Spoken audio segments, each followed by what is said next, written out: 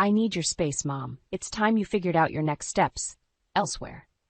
Juno's words hit me like a freight train. Standing in the doorway of my own home, I was confronted with a reality I had never anticipated. My daughter, my own flesh and blood, demanding I leave my home for her convenience. Juno, this is my home, I managed, my voice steady despite the turmoil inside. It's just, with the baby coming, I need more space, and you have your studio, right? Can't you just find somewhere else for a bit? Juno's tone softened, but her eyes were unyielding, a mirror of her father's stubbornness. Graham, leaning against the kitchen counter with a cup of coffee in hand, finally spoke up. Eloise, maybe it's not such a bad idea. A change of scenery could do you good. We need to think about what's best for Juno right now. I looked between them, my family, sensing the divide that had grown over the years. It wasn't just about space. It was a culmination of years of bending backwards for them, of making sacrifices. My transition to freelance work wasn't just a career choice. It was a necessity to keep our lives afloat while Graham struggled with his career and to provide for Juno's ambitions. Best for Juno? My voice cracked, the weight of my sacrifices pressing down on me. And what about what's best for me? Does that not matter anymore? Eloise, we're just asking for a little compromise. For family? Graham added, his voice attempting warmth but edged with an expectation of compliance. A little compromise? I laughed, a hollow sound. That seems to be all I've ever done. Compromise my time, my career, my dreams, and now my home? Juno's gaze faltered, but her resolve did not. Mom, please. It's not forever, just until I get back on my feet after the baby is born. I stared at them, the reality of my situation sinking in. My family saw me not as a pillar, but as an obstacle, an inconvenience in their lives that could be moved aside when no longer needed. Fine, I said finally, the word tasting bitter on my tongue. I'll go, but remember, actions have consequences. I hope you're prepared for them. As I walked away, I didn't look back. I couldn't. The pain of betrayal was too sharp, too raw. My own home, a place where I had poured my heart and soul into making it a sanctuary for us, was now a battleground. Graham and Juno's conversation faded behind me as I ascended the stairs to pack a few belongings. Each step was heavy, laden with the realization that my sacrifices had been for nothing. They had taken everything from me, and now they were taking my home. But as I zipped up my suitcase, a resolve settled over me. I would leave, but this was not the end.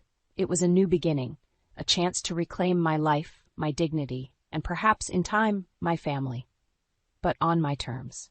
I will find my way, I whispered to the empty room, and when I do, I hope they realize the true cost of their demands. With one last glance at the home I had built, I stepped out into the unknown, the door closing behind me with a finality that echoed in my heart. The silence of my new, smaller studio apartment was deafening.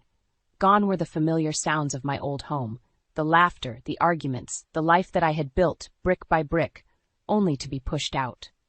I sat at my makeshift desk, surrounded by boxes still unpacked, the glow of my computer screen the only light in the room. The stark contrast between my past and present life couldn't be more apparent, and as I sifted through emails, trying to find solace in work, the doorbell rang, a sharp interruption to my solitude. It was Graham, his presence at my doorstep both a surprise and a harbinger of unwelcome news. Eloise, we need to talk, he said, stepping into the dim light of my apartment without waiting for an invitation. What's left to talk about, Graham? I asked, my voice steady, betraying none of the turmoil inside. It's about the house and finances. Juno's needs are more than we anticipated. We're going to need more help from you. I stared at him, incredulous. More help? After everything you're asking for more? It's for your daughter, Eloise. You wouldn't want her to suffer, would you? His words were manipulative, aiming to guilt-trip me into compliance. Graham, I've given everything, my home, my peace, my life. What more do you want from me? My voice rose, a mix of anger and disbelief coloring my tone. Just think about it. It's for Juno, he repeated, his voice cold, the fatherly concern feigned at best. As he left, his words lingered in the air, a toxic reminder of the betrayal that had become my reality. They expected more from me, always more, never considering the cost to my own well-being. The following day, I decided to visit the house, not to relent to their demands, but to confront the situation head-on. The sight of my former home, now overtaken by Juno's expanding needs, was a stark representation of my displacement. Juno greeted me with a tepid smile, her earlier boldness replaced with a veneer of guilt. "Mom, I didn't think it would come to this, but we really need the help." "Juno, I've helped enough. It's time you and your father figure things out on your own. I've been pushed out of my home, asked to give up my life for you, and now you ask for more?" My voice, though firm, was not without pain. "But Mom, where am I supposed to go? What am I supposed to do?" Her entitlement was evident, expecting me to solve problems of her own making. "That's something you should have thought about before. I'm your mother, not your fallback plan." Turning to leave, I felt a surge of resolve. No longer would I be the silent supporter, taken for granted and expected to give endlessly. As I walked away, I heard Juno's frustrated voice behind me. "You're just going to leave your daughter like this?" I didn't look back. "You left me long before this, Juno. It's time you learn what life demands." That night, as I lay in the quiet of my new reality, the idea began to form. If they expected me to give more, then I would, but not in the way they anticipated. It was time to reclaim what was mine, to show Graham and Juno the consequences of their actions. My contributions, my sacrifices, would no longer be invisible. They had awakened a determination within me, a drive to seek justice for the wrongs done. And as the plan took shape in my mind, a sense of empowerment enveloped me. They had underestimated me, but they would soon learn the true cost of their demands. My revenge would be my return, my reclamation of dignity, and it would start with taking back what was rightfully mine. My resolve had never been clearer as I embarked on my plan of retribution.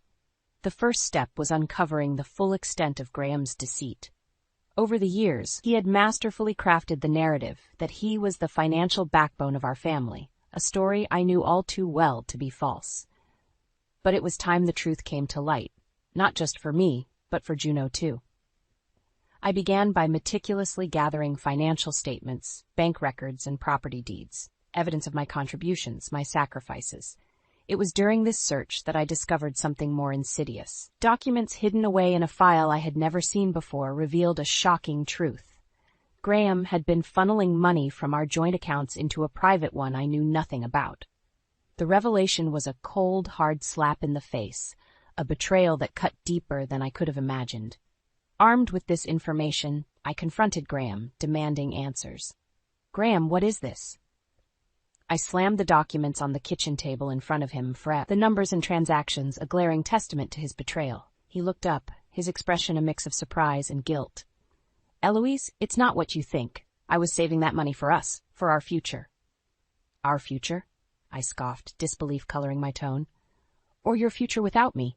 You've been lying to me, to Juno, undermining my contributions, making me out to be the lesser partner in our marriage." Graham's attempts to explain were feeble, his words empty. "Eloise, I just thought—" "You thought you'd get away with it," I interrupted, my voice firm. "You thought I'd never find out. But I did, and now everything changes." The confrontation left Graham rattled, his facade of control crumbling. But for me, it was the catalyst for my next move. If Graham could betray me in such a fundamental way, then all bets were off. I took my findings to a lawyer, explaining my situation and my desire to reclaim what was rightfully mine. The lawyer, a woman of sharp wit and even sharper legal acumen, laid out a plan that was both brilliant and ruthless. "We'll begin with the house," she said, her eyes alight with strategic fire. "It's in your name alone, correct?" "Yes," I confirmed, a sense of empowerment growing within me. "Then you have more power than you realize. We can leverage this to not only secure your financial independence, but also to send a clear message to Graham and Juno." The plan was simple yet effective. I would sell the house, the one asset solely in my name, and reclaim the financial stability Graham had tried to steal from me. But more than that, it would be my declaration of independence, a demonstration that I was no longer the woman they could manipulate and betray without consequence. As I initiated the process, my interactions with Graham and Juno became strained, their demands and manipulations more desperate. Yet, with each attempt to sway me, my resolve only strengthened. "Mom, you can't do this to us," Juno pleaded one day, her voice tinged with panic. "Where will we go? What about the baby?" "You should have thought of that before," I replied. my voice devoid of the warmth it once held for her. You both made your choices. Now I'm making mine. Graham, too, tried to appeal to my sense of family, of loyalty, but his words fell on deaf ears. The man I had married, the father of my child, was a stranger to me now, his true nature revealed in the light of his actions. As the sale of the house moved forward, I felt a weight lifting from my shoulders. For years, I had been bound by my roles as a wife and mother, my own needs and desires secondary to those of my family. But no longer. I was taking back control, forging a new path on my own terms. And as for Graham and Juno, they would soon learn the true cost of their ingratitude and betrayal. My revenge was not just about punishment. It was about reclaiming my dignity, my independence, and my life. The day I left for the last time, the air was thick with an unspoken tension. Graham and Juno stood in the living room of the house that was no longer ours, their expressions a mix of confusion and anger. They had just learned of the sale, a transaction done quietly, without their knowledge. You sold the house? Graham's voice was low, disbelief etched into every word. Our home, Eloise? How could you? It's in my name, Graham. My home. And I decided to sell it, I said, my voice steady, betraying none of the emotional turmoil swirling inside me. Juno, her hands cradling her growing belly, looked from Graham to me, her eyes wide. But where will we go? What about the baby? That's something you should have considered before demanding I leave my own home, I replied, the coldness in my voice surprising even me. This is betrayal, Eloise. Pure and simple, Graham said, his voice rising in anger. Betrayal? I laughed, a bitter sound. You want to talk about betrayal? Look in the mirror, Graham. You lied, you manipulated, you took everything I gave and asked for more. The room fell silent, the weight of my words hanging heavy between us. I turned to leave, my heart heavy, but my resolve unshaken. This was the end of one chapter, but the beginning of another, one where I was in control. As I reached the door, Graham's voice stopped me. You'll regret this, Eloise. You're tearing this family apart. I paused, my hand on the doorknob. Without turning back, I said, No, Graham. This family was torn apart long ago. I'm just the first to acknowledge it. Leaving the house behind, I didn't look back. The finality of the moment was overwhelming, but beneath the sorrow and betrayal, there was a burgeoning sense of freedom. For the first time in years, I was free from the expectations and demands that had defined my life. In the weeks that followed, the reality of my actions set in. Graham and Juno were forced to find a new place to live, their comfortable existence upended by my decision. Rumors and whispers followed me in our small community, some sympathetic, others critical. But none of that mattered. I had taken a stand, reclaimed my agency, and in doing so, had started down a path of self-discovery and independence. My new apartment became a sanctuary, a place of peace and creativity. Work flourished as I threw myself into projects, my graphic design business thriving as never before. And in the quiet moments, I found a strength I didn't know I had, a resilience forged through years of sacrifice and hardship. The phone calls from Graham and Juno became less frequent, their attempts to guilt me into reversing the sale unsuccessful. Each call was a reminder of the chasm between us, a gap that had widened too much to ever fully bridge. One day, as I sat at my desk, the sun setting outside my window, I realized I no longer felt anger or bitterness toward Graham and Juno. Instead, there was a sense of pity for them, for their inability to see beyond their own needs and desires. I had moved on, building a life that was truly mine, free from the constraints of my old one.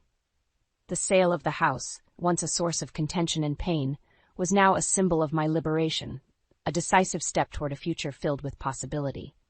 And as I looked forward to what lay ahead, I knew that the best revenge wasn't the pain I had inflicted on Graham and Juno, but the life I was building for myself, one where I was no longer a victim of their selfishness and deceit. It was a life where I was finally, truly free. The completion of the house sale marked not just the end of an era, but the beginning of a new chapter in my life, one where I stood firmly on my own 2 feet, unburdened by the expectations and manipulations of those I had once called family. My new apartment, once a symbol of my forced exile, had become a haven of peace and creativity. The walls, adorned with my own designs, reflected a life that was entirely mine. My freelance work, now more than just a job, was a testament to my resilience, a thriving business built from the ashes of my former life.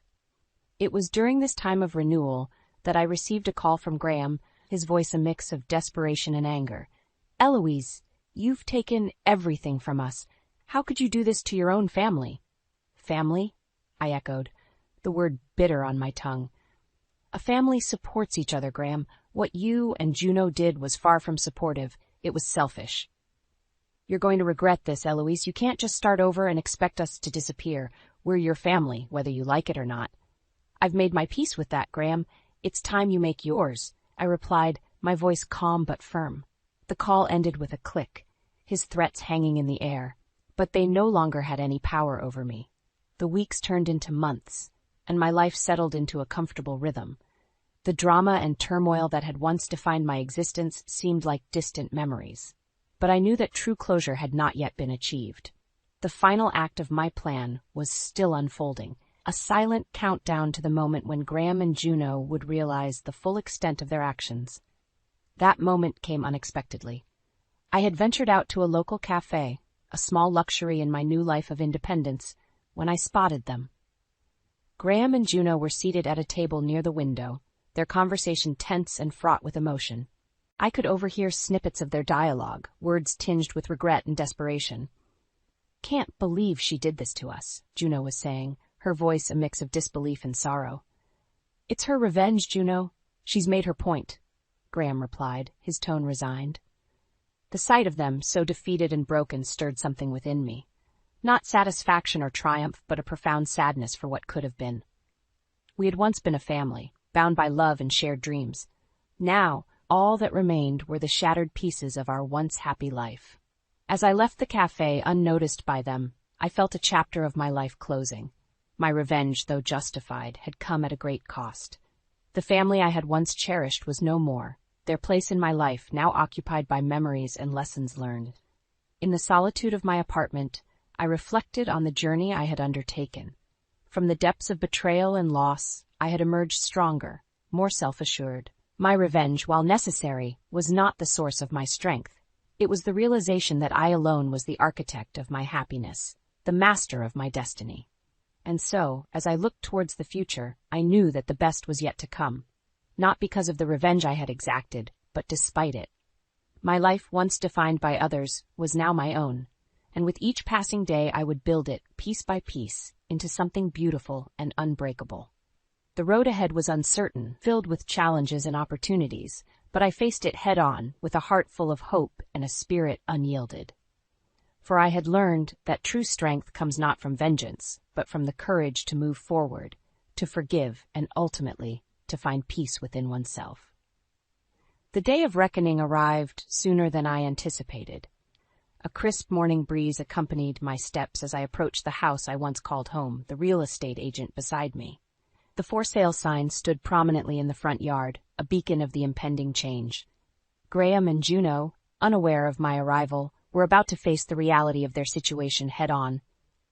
As I rang the doorbell, my heart pounded with a mixture of anticipation and resolve. The door swung open, and there stood Graham, his expression shifting from surprise to disbelief as he saw me. "Eloise, what are you doing here?" he stammered, confusion written all over his face. "I'm here to show the house, Graham. It's time you both faced the consequences of your actions," I replied, my voice steady, betraying none of the emotional turmoil within. Juno appeared behind Graham, her eyes widening in shock. "You can't be serious, Mom. You're really going through with this?" "Yes, Juno, I am. You both seemed to forget that this house was the one thing I had left. You took everything else from me," I said, the words laced with a bitterness I no longer bothered to hide. The real estate agent, a neutral party in the midst of our familial storm, stepped forward. "If you'll allow us, we have potential buyers on the way. It would be best if we could proceed without any complications." Graham and Juno exchanged a look of desperation, the reality of their situation finally dawning on them. "Eloise, please, there has to be another way. We'll be left with nothing," Graham pleaded, his voice breaking. "You left me with nothing when you demanded I leave my own home," I countered, my resolve hardening. "I warned you, actions have consequences. It's time you learned that lesson." As the potential buyers arrived, Graham and Juno retreated into the house, their whispers a cacophony of regret and disbelief. The real estate agent and I led the buyers through the property, each room a reminder of the life I once lived, the memories I once cherished. After the showing, as I stood in the living room for what could be the last time, Juno approached me, tears streaming down her face. "Mom, I'm so sorry. I didn't realize. I never wanted it to come to this." Her apology, though heartfelt, came too late. "Juno, I hope one day you understand why I had to do this. Maybe then you'll forgive me as I'm trying to forgive you." Leaving the house behind, I felt a weight lifting off my shoulders. The sale was more than just a transaction. It was a symbol of my liberation from the chains of betrayal and manipulation. Graham and Juno's future was now in their own hands, just as mine was in mine. The days that followed were a blur of legal proceedings and finalizations. The house sold quickly, the market eager to claim such a prized property. And with the final signature, I closed the chapter on a significant part of my life. As I sat at my apartment, the deed to the house now transferred, I realized the depth of what I had accomplished. I had stood up for myself, faced my betrayers, and emerged victorious. But it was a victory tinged with sadness, for in gaining my independence, I had lost my family. Yet as I looked toward the future, I knew that this was only the beginning. My journey of self-discovery and empowerment was far from over. I had found strength in my solitude, resilience in my resolve, and a sense of peace in my decisions. Graham and Juno's path would be their own to forge, just as mine was now solely in my hands. The road ahead was uncertain, but I faced it with a newfound confidence, ready for whatever challenges and opportunities lay ahead. The aftermath of the house sale was like a storm that had passed, leaving behind a trail of devastation and a new, uncertain path forward. Graham and Juno, now without a home, were forced to confront the reality of their situation. The comfortable life they had known, at my expense, was gone. I heard about their struggles through the grapevine, the small town's network buzzing with gossip. They had moved into a small, cramped apartment, a far cry from the spacious comfort of the home I had sold. It was in this setting that I decided to confront them one last time, to see for myself the consequences of my actions. Knocking on their door, I braced myself for the encounter. Juno answered, her appearance a stark contrast to the vibrant, confident woman she once was. Her eyes, once full of life, now held a weariness that spoke volumes. "Mom," she said, her voice a mixture of surprise and resignation. "What are you doing here?" "I came to see how you're doing," I replied, stepping into the dimly lit apartment. The space was cramped, cluttered with boxes and makeshift furniture, a far cry from the comfort of our former home. Graham appeared from the other room, his expression hardening at the sight of me. "Come to gloat, Eloise? To see the results of your revenge?" "No, Graham, I came to see if there's anything left of the family we once were," I said, my voice steady. The conversation that followed was tense, filled with accusations and recriminations. Juno and Graham blamed me for their current situation, unable to see their own roles in the downfall of our family. "You took everything from us, Mom. How could you?" Juno's voice cracked with emotion, her earlier bravado gone. "I did what I had to do, Juno.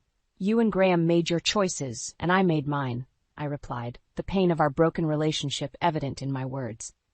Graham, ever the antagonist, sneered, "You think you've won, Eloise, by selling the house and leaving us like this?" "This wasn't about winning, Graham. It was about respect, about recognizing my contributions and sacrifices, something you never did," I said, my resolve firm. As the conversation unfolded, it became clear that the chasm between us was too wide to bridge. The pain and betrayal had left deep scars, too deep for easy forgiveness or reconciliation. Leaving their apartment, I felt a mix of emotions. There was sadness for the family we could have been, anger at the years of manipulation and disrespect, and surprisingly a flicker of hope. Hope that maybe this ordeal would be a wake-up call for Juno and Graham, a chance for them to reflect on their actions and perhaps find a way to change. The walk back to my apartment was a reflective one. I had sought revenge, and I had achieved it. But at what cost? The satisfaction of seeing Graham and Juno confront the consequences of their actions was overshadowed by the realization that our family was forever altered. In the weeks that followed, I focused on rebuilding my life, my work, and my sense of self. The drama and revenge that had consumed me were now in the past, a chapter closed. I had emerged stronger, more independent, but the journey had left its mark. The lesson was a hard one, learned through pain and loss. True strength comes not from vengeance, but from the ability to move forward, to forgive oneself, and to find peace in the aftermath of turmoil. And so, as I continued to build my new life, I held on to that lesson. The future was uncertain, but I faced it with a heart open to new beginnings, and a spirit healed from the wounds of the past. The road ahead was mine to shape, and I stepped forward with determination and hope, ready for whatever lay ahead. Years had passed since the house sale, years in which the silence between us had grown into a chasm seemingly insurmountable. I had moved on, my life now filled with new challenges and achievements, my past with Graham and Juno a distant, if painful, memory. It was a crisp autumn morning when I received a letter, its handwriting unfamiliar. The return address bore Juno's name, a name that stirred a myriad of emotions within me. With a deep breath, I opened the envelope, bracing myself for what might be inside. "Dear Mom," the letter began, each word heavy with an emotion that seemed to reach out from the page.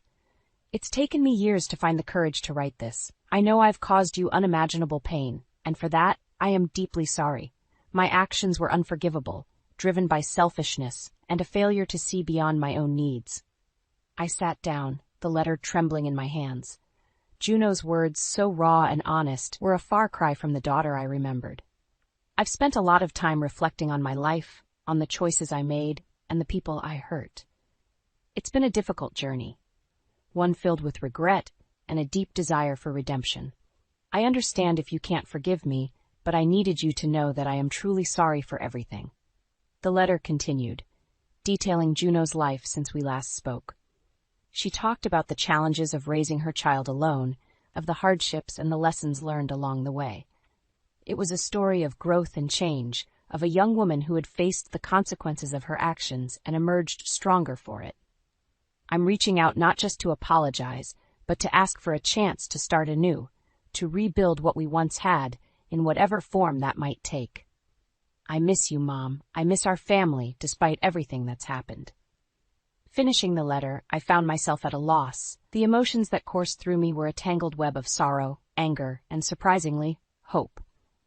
Juno's words had opened old wounds, but they also offered the possibility of healing, of reconciliation. The decision to respond weighed heavily on me. Could I forgive her? Could we ever rebuild what had been so thoroughly destroyed? The answer was unclear, the path forward fraught with uncertainty. Days passed as I pondered Juno's letter, her words echoing in my mind. It was a conversation with an old friend that finally gave me clarity. "Forgiveness isn't just for those who wrong us," she said. "It's for us, too. A way to let go of the past and move forward." And so I wrote back to Juno. My letter was cautious but open, expressing my own pain and the long journey I had taken towards healing. I spoke of the possibility of starting anew, not as the family we once were, but as something different, something new. "Let's take it one step at a time," I wrote. "Building bridges takes effort from both sides, and I'm willing to try if you are." Sending the letter was like releasing a breath I hadn't realized I'd been holding. Whether Juno and I could truly reconcile remained to be seen, but the door was open, a crack of light in the long darkness that had separated us. The days turned into weeks, and eventually Juno replied. Her response was filled with gratitude and hope, a mirror of my own cautious optimism. We agreed to meet, to talk face to face after so many years apart. Sitting across from her that day, I saw not the selfish young woman who had demanded so much from me, but a mature, thoughtful individual who had faced her demons and emerged stronger. The conversation was difficult, filled with tears and apologies, but also with laughter and shared memories. It was the beginning of a new chapter for us, one marked not by the pain of the past, but by the promise of the future. Forgiveness had opened the door to a new relationship, one built on understanding, respect, and love. As I looked at Juno, now not just my daughter, but a fellow survivor of life's trials, I knew that the path ahead would not be easy. But for the first time in years, I felt hopeful about the journey we would take together, hand in hand towards a brighter future.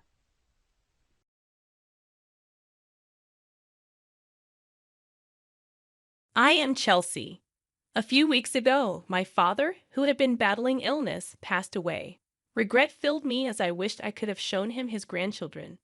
The words escaped my lips along with a sigh. I got married 5 years ago, at the age of 25. At my wedding, my father and I made a promise. I'll let you know first when I get pregnant. However, that promise remained unfulfilled, and it became my only regret about my father.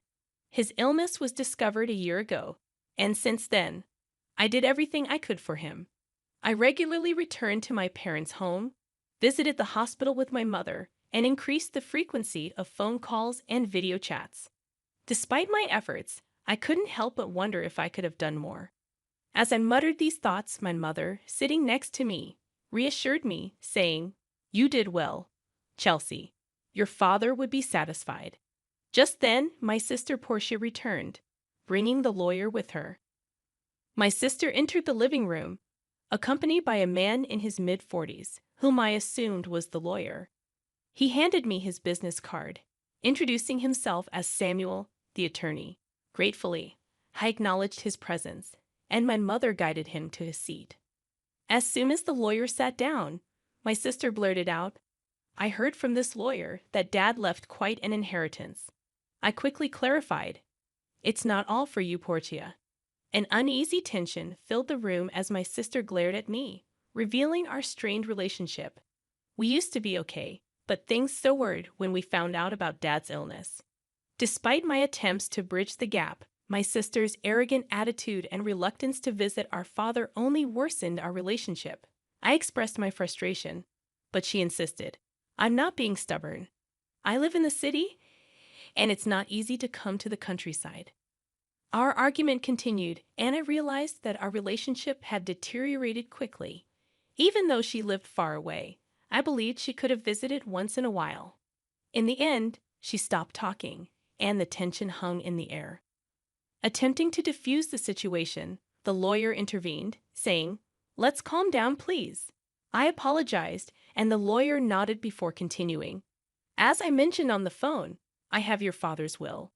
My mother inquired, "When did this happen?" The lawyer replied, "A few weeks before he passed away. He contacted me, so I went to the hospital to have him sign the will in front of me, with his primary physician present." It turned out they had arranged for the primary physician to contact the lawyer. After my father passed away, the lawyer was contacted. He, in turn, reached out to us, explaining the circumstances. "That's how we find ourselves here today," the lawyer said, producing a white envelope and placing it in front of us. Inspecting the envelope, I mumbled, "This is definitely Dad's handwriting." My sister Portia seemed impatient, saying, "Never mind, just tell us what's in it. I'm busy, you know." The lawyer, with a wry smile, opened the envelope to reveal a single piece of paper. "This is what was written there," he began, explaining that besides the house and land, our father's inheritance included some savings and a storage shed. The mention of the storage shed puzzled me. My sister, however, interrupted angrily. "Wait a minute. You didn't mention the farm." "The farm, yes," I added, recalling that it was a hobby my father took up after closing his company. He had started farming near our home until he fell ill. My sister insisted that the farm should be part of the inheritance. Reviewing the documents, the lawyer found a note and revealed, "The farm is rented land." Disappointed, my sister thought we owned it, but I silently considered it might be for the best since we knew little about farming. The conversation shifted to dividing the inheritance. "The house and land go to the wife," the lawyer declared. My sister was content, but the lawyer suggested dividing the rest as we pleased. My sister promptly claimed the cash from the savings, approximately $100,000. Protesting against this selfish arrangement, I objected. "Wait a minute. I'm the oldest daughter. That's irrelevant. I'll take the storage shed." My sister turned to the lawyer, asking, "What even is that?" The lawyer explained, "It's the storage shed next to the house. You'll inherit the building, the land, and its contents." My sister's eyes lit up, and she eagerly accepted. As I questioned her motives, the lawyer continued, "It's about 65 square feet, roughly the size of a small bedroom." Reacting with distaste, my sister grimaced as the lawyer placed photos of the shed on the table. The exterior looked run down, and the interior contained only basic tools, nothing valuable. My sister declared, "I don't want it." I took the photos and painted them myself. It was all quite ordinary. Though these are sentimental items, they won't fetch much money, I thought. As I pondered, my sister spoke up, saying, "Fine, I'll take the cash. You can have that dirty shed." "Hold on, that's not fair. You agreed to the vegetable farming. What are you complaining about now?" my sister retorted. It was difficult to argue against her point, but if I didn't speak up, she'd take all of Dad's inheritance. My sister pressed me, asking, "So we're good then?" Struggling to answer, my mother chimed in, "As long as Portia won't complain later, I have no objections." My sister grinned, and it seemed settled. However, feeling uneasy, I immediately objected, saying, "Well, I'm not satisfied." "Give it up. You're so greedy, aren't you?" my sister remarked, calling me a hassle. Frustrated, I insisted, "That's not it. You care more about Dad than money, right?" Her words left me speechless, realizing that family is more important than money. Before I could say more, my sister ended the conversation.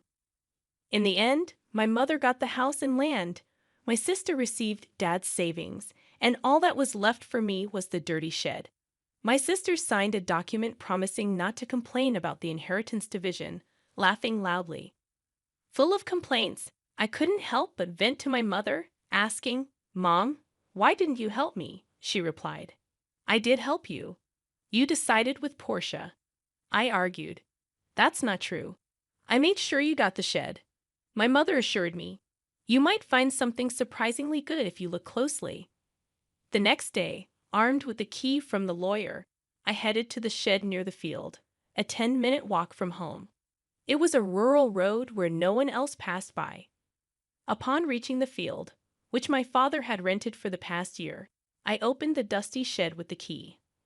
As I looked around, there was nothing special inside, just tools for farming. Disappointed, I mumbled, "Maybe I should just take what's inside for now."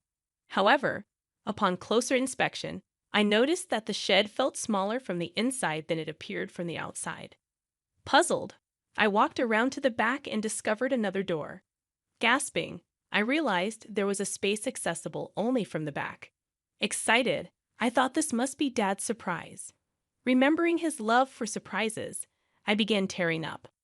Rummaging through the shed, I found 2 keys hidden in the handle of a shovel. Trying one in the back door, it clicked open. Inside the cramped space, a large safe stood alone. Recognizing it from Dad's company, I hugged the safe, feeling fulfilled. Thinking that there had to be more surprises, I inserted the second key into the safe. With a slightly rusty sound, the safe opened, revealing contents that left me in disbelief. I was stunned. Inside was an unexpected inheritance. Overwhelmed with thoughts, I realized I had to tell Mom. Locking the safe, I rushed to her and, after explaining the situation, called my husband. Together, we moved the safe from my parents' house. However, a realization hit me. The contents were undoubtedly Dad's. If it's part of my inheritance, including the shed, I might have to pay inheritance tax. Better get this thoroughly checked out. The valuable contents warranted consultation with the lawyer about inheritance tax. According to the lawyer, consulting a certified public accountant was advised. A friend referred me to an accountant, and I left the complicated matters in their capable hands. A year passed in this way, and just when I thought things had settled down, my sister showed up near my home. "What brings you here all of a sudden?" I asked. "Well, I had some business at our parents' house, so I stopped by." "Something like that," my sister replied. Her behavior struck me as odd. Despite the proximity of our homes, we weren't the kind of sisters who would casually visit, especially after the tension over Dad's inheritance. Suspicion lingered as I looked at her. Acting a bit nervous, my sister asked, "Can I come in?" I agreed, but her visit was unusual. After serving coffee, she started fidgeting and finally spoke. "So, did you win the lottery or something?" I shook my head in confusion. "No, I didn't." Did your husband get a bonus?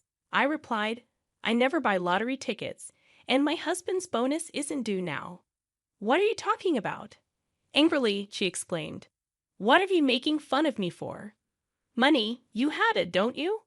She excitedly shared a story from a few days ago when she ran into our aunt in the city.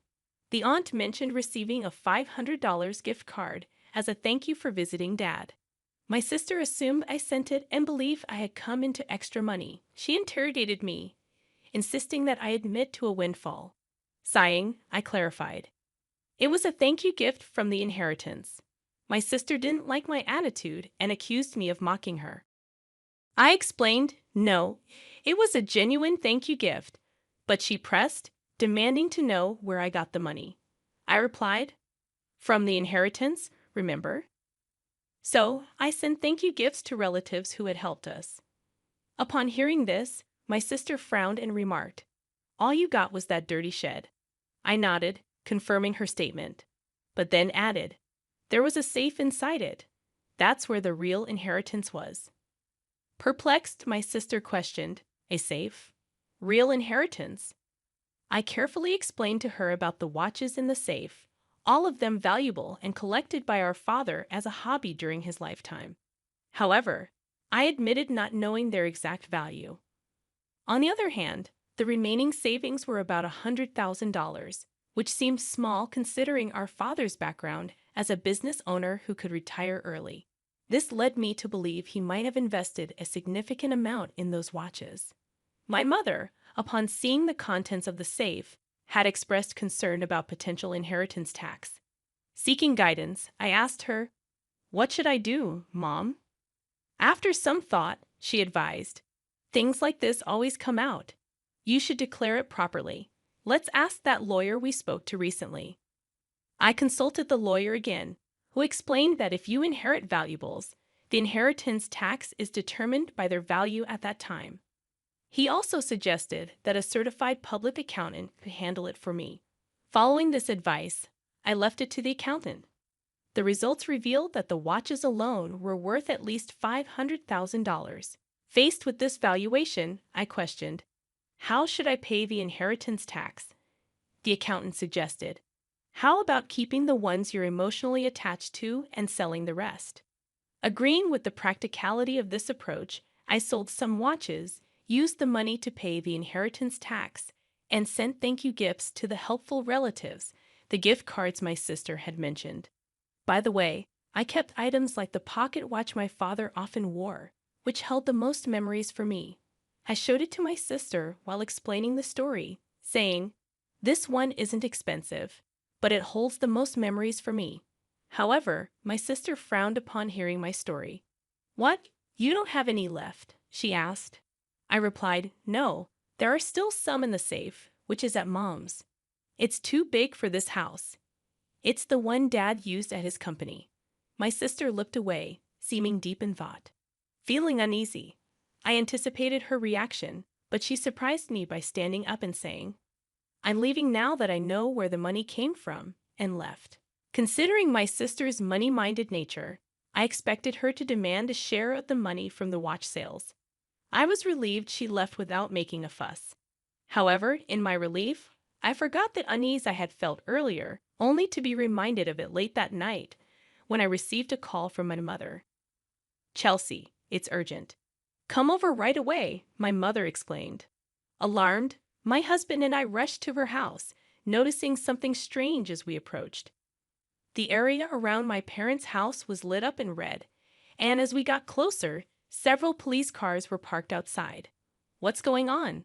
I wondered, and the reason became clear, a distressing situation unfolding at my parents' house. I navigated through the crowd, calling out to my mother, what happened, Mom?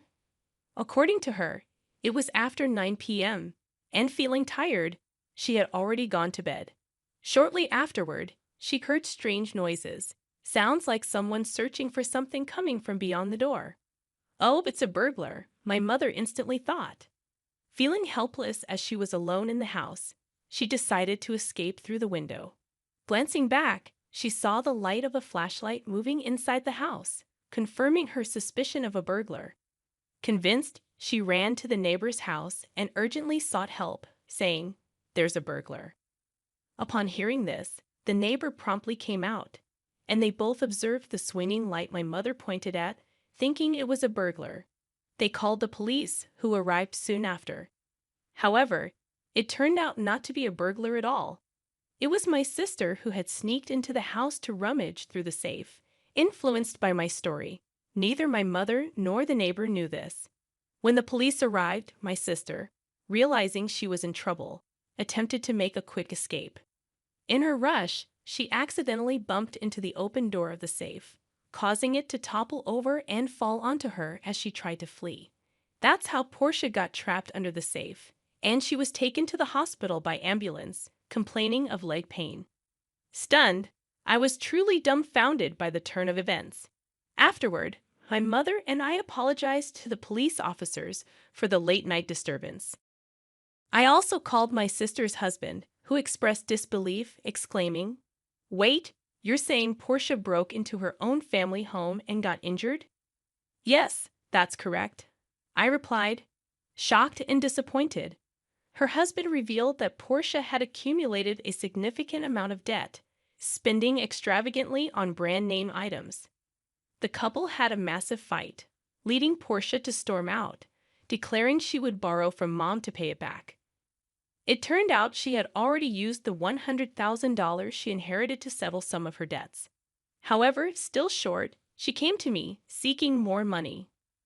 Learning about the contents of the safe triggered her actions, resulting in this entire mess. No wonder her husband was furious.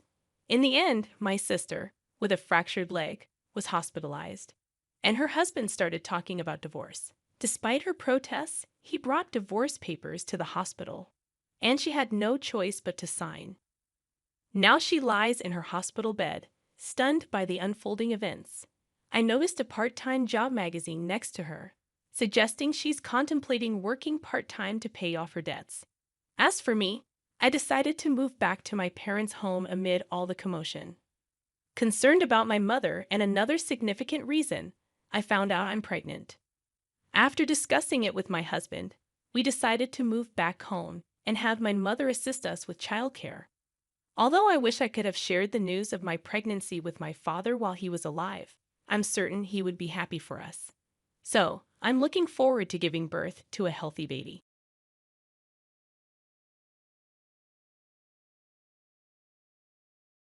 Hey, aren't you going to contribute more around the house?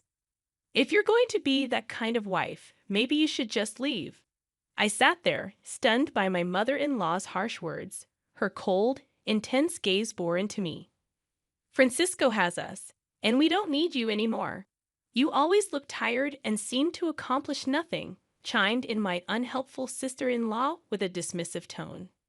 "This is too much, Francisco. Don't you think your mother and sister are going overboard?"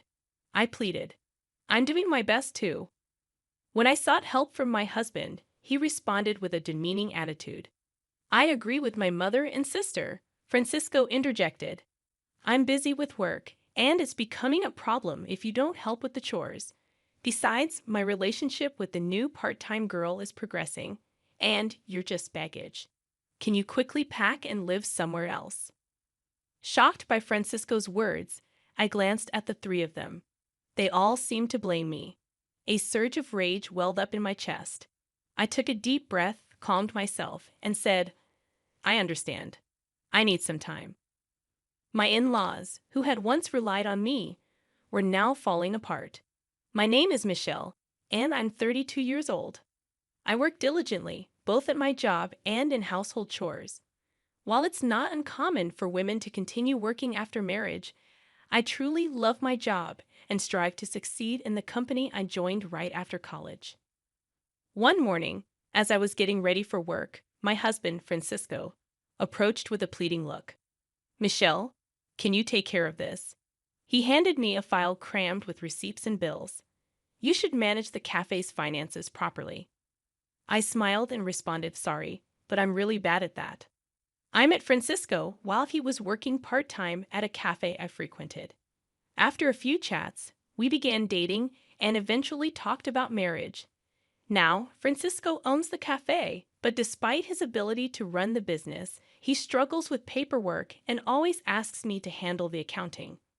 As I sighed, my mother-in-law added, Michelle, I suddenly feel like eating Chinese food tonight. Could you rinse the rice well? Also, Mia and the kids are coming this weekend, so we need to plan their meals. Sure, I got it. I nodded to my mother-in-law's request and hurriedly left the house. Before marriage, I was excited about my new life with Francisco. However, he suggested, my mom's lonely by herself. Why don't we all live together in our big house? So now I reside with his mother. To put it lightly, she's not proficient in household chores. When we moved in, the house was a bit of a mess. After my father-in-law passed away, she started living on a pension, which she mostly spends on dining out or ordering food. Francisco seems to believe that housework is a woman's job, making it my full responsibility. Francisco's sister, Nia, occasionally brings her kids home, and each time she does, my to-do list grows. I can't help but think that yet another chaotic weekend is approaching. Weekends, which should be precious times for recovering from the usual exhaustion, turn into moments where my sister-in-law's children ask to play or complain about being hungry. I find myself not only preparing meals in the kitchen, but also entertaining the children. Then, my sister-in-law drops a bombshell. Michelle, I'm getting divorced, and we'll be moving back here with the kids next month. I'm surprised, and for a moment, I'm lost for words. Really? Do you have something to say? She asks. No, I was just thinking. It must have been hard. When are you moving? I want to move as soon as possible. Surprised that my sister-in-law and her children will be moving in, I hope that maybe she will help, and household chores will become more manageable. While we had a normal relationship, I anticipate that this change might bring us closer and result in her contributing to the chores. Despite my positive attitude, reality has other plans. Perhaps because she grew up with my mother-in-law, my sister-in-law appears to live a life devoid of housework. She spends most of her time lounging on the sofa, watching TV, and always has some snack with her. Observing her, I realize her neglect of housework might have contributed to her divorce. Now, with the added responsibility of preparing meals for her children and making lunches for kindergarten, my workload increases, and my free time diminishes. I had hoped for her assistance, but it's disappointing that it turns out to be a swing and a miss. Then, there comes a time when my work at the company suddenly becomes hectic. Every day, I start work early, do overtime, and return home exhausted to find the room overflowing with things, with no space to even walk. Seeing this scene each day, waves of fatigue wash over me. On top of that, my mother-in-law and sister-in-law complain, asking if dinner is ready yet or why I'm home so late. When I struggle to manage household chores, they coldly remark, Michelle, there's a mountain of laundry waiting. Don't slack off just because you're busy. I internally protest, Mother-in-law, I'm really trying my best. But before my sister-in-law can say anything, I frequently opted to keep my thoughts to myself. Michelle, are you standing up to your mother-in-law? That's a bit bold. But for the sake of the children, please try a little harder to make homemade meals, suggested my sister-in-law. I couldn't help but respond. If you have so much free time at home, why don't you help out once in a while? While doing household chores, I overheard Francisco's sister saying, haha, Francisco owns a store, so Michelle doesn't need to work, right? If that's the case, maybe you should try a little harder at home. Behind their words, I felt the mounting pressure that I should be doing more. That night, at the peak of my stress, I decided to speak my mind to Francisco. I've been so busy lately, and neither your mother nor your sister is helping out with household chores. It's really hard. Michelle, you're not speaking ill of our family, are you? Francisco's eyes sharpened a bit, and I braced myself. That's not what I mean, but it's hard for me to do everything by myself. If you helped out once in a while, things would be a little easier for me. I'm busy managing the store. It's different from a regular job. Housework is the wife's responsibility, right? Even though disappointed by his response, I sat and pondered. A good idea suddenly popped into my head, and I silently pumped my fist. I immediately grabbed my smartphone, opened my favorite online shop, and started adding necessary items to the cart. After completing the purchase, I went to bed satisfied. A few days later, my new electronic household appliances, which would become my lifelines, were delivered to our home. The latest washing machine, a cleaning robot that reaches every corner of the room, and a rice cooker that cooks delicious rice without much effort.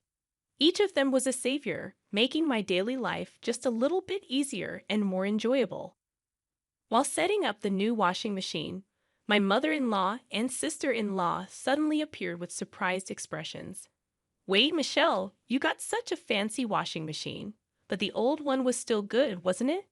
Smiling gently, I replied, "The old one took a bit too long, and I heard this new one shortens the laundry time." Their gaze then shifted to the cleaning robot and the new kitchen appliances. "See, I've also upgraded these," I said, showing them off a bit. "All these things, cleaning robots and convenient cooking appliances." "Michelle, come over here for a moment," my mother-in-law said inside the room. Seeing the slightly surprised expressions of my mother-in-law and sister-in-law, I smirked to myself. Francisco sat next to me, and the four of us began our discussion. "Why did you buy so many things?" My mother-in-law raised her voice. "Do you really need all these new appliances? Isn't it just because you want to make things a bit easier?" she continued. "Well, I thought it would be nice if things around the house could run a bit more smoothly," I replied with a slightly troubled expression. But my mother-in-law chimed in. "Relying too much on machines, aren't we?" The sister-in-law waved her hand, but I responded, "The appliances we had can still be used. Francisco is working hard managing his store. Maybe you should be more frugal." Francisco nodded in agreement with his sister, and in a quiet voice I murmured, "Maybe you're right." There was a hint of anger in my mother-in-law's eyes, and I stumbled over my words. "Are you even considering our household?" "I really am, but I'm just a bit exhausted," I replied. My mother-in-law raised her voice, exclaiming, "Enough. I can't believe you're our daughter-in-law." My sister-in-law, with a disgusted look, added, "I'll watch over Francisco. We don't need someone like you here." When I looked at Francisco, he said coldly, "I understand what Mom and Sis are saying. It's a bit difficult to have a wife who doesn't do housework." Looking at Francisco's face, my heart felt heavy. He continued with a cold smile, "I have my own store, so I decide how to use my money. But being with someone who spends on anything and everything might be difficult." I was shaken by his words, but I looked into Francisco's eyes and counted to 10. He added with a hint of cruelty, "Also, I've noticed things have been going well with that new part-time girl. She's more attractive than you are now. Maybe it's time for you to pack up and find a new place to live."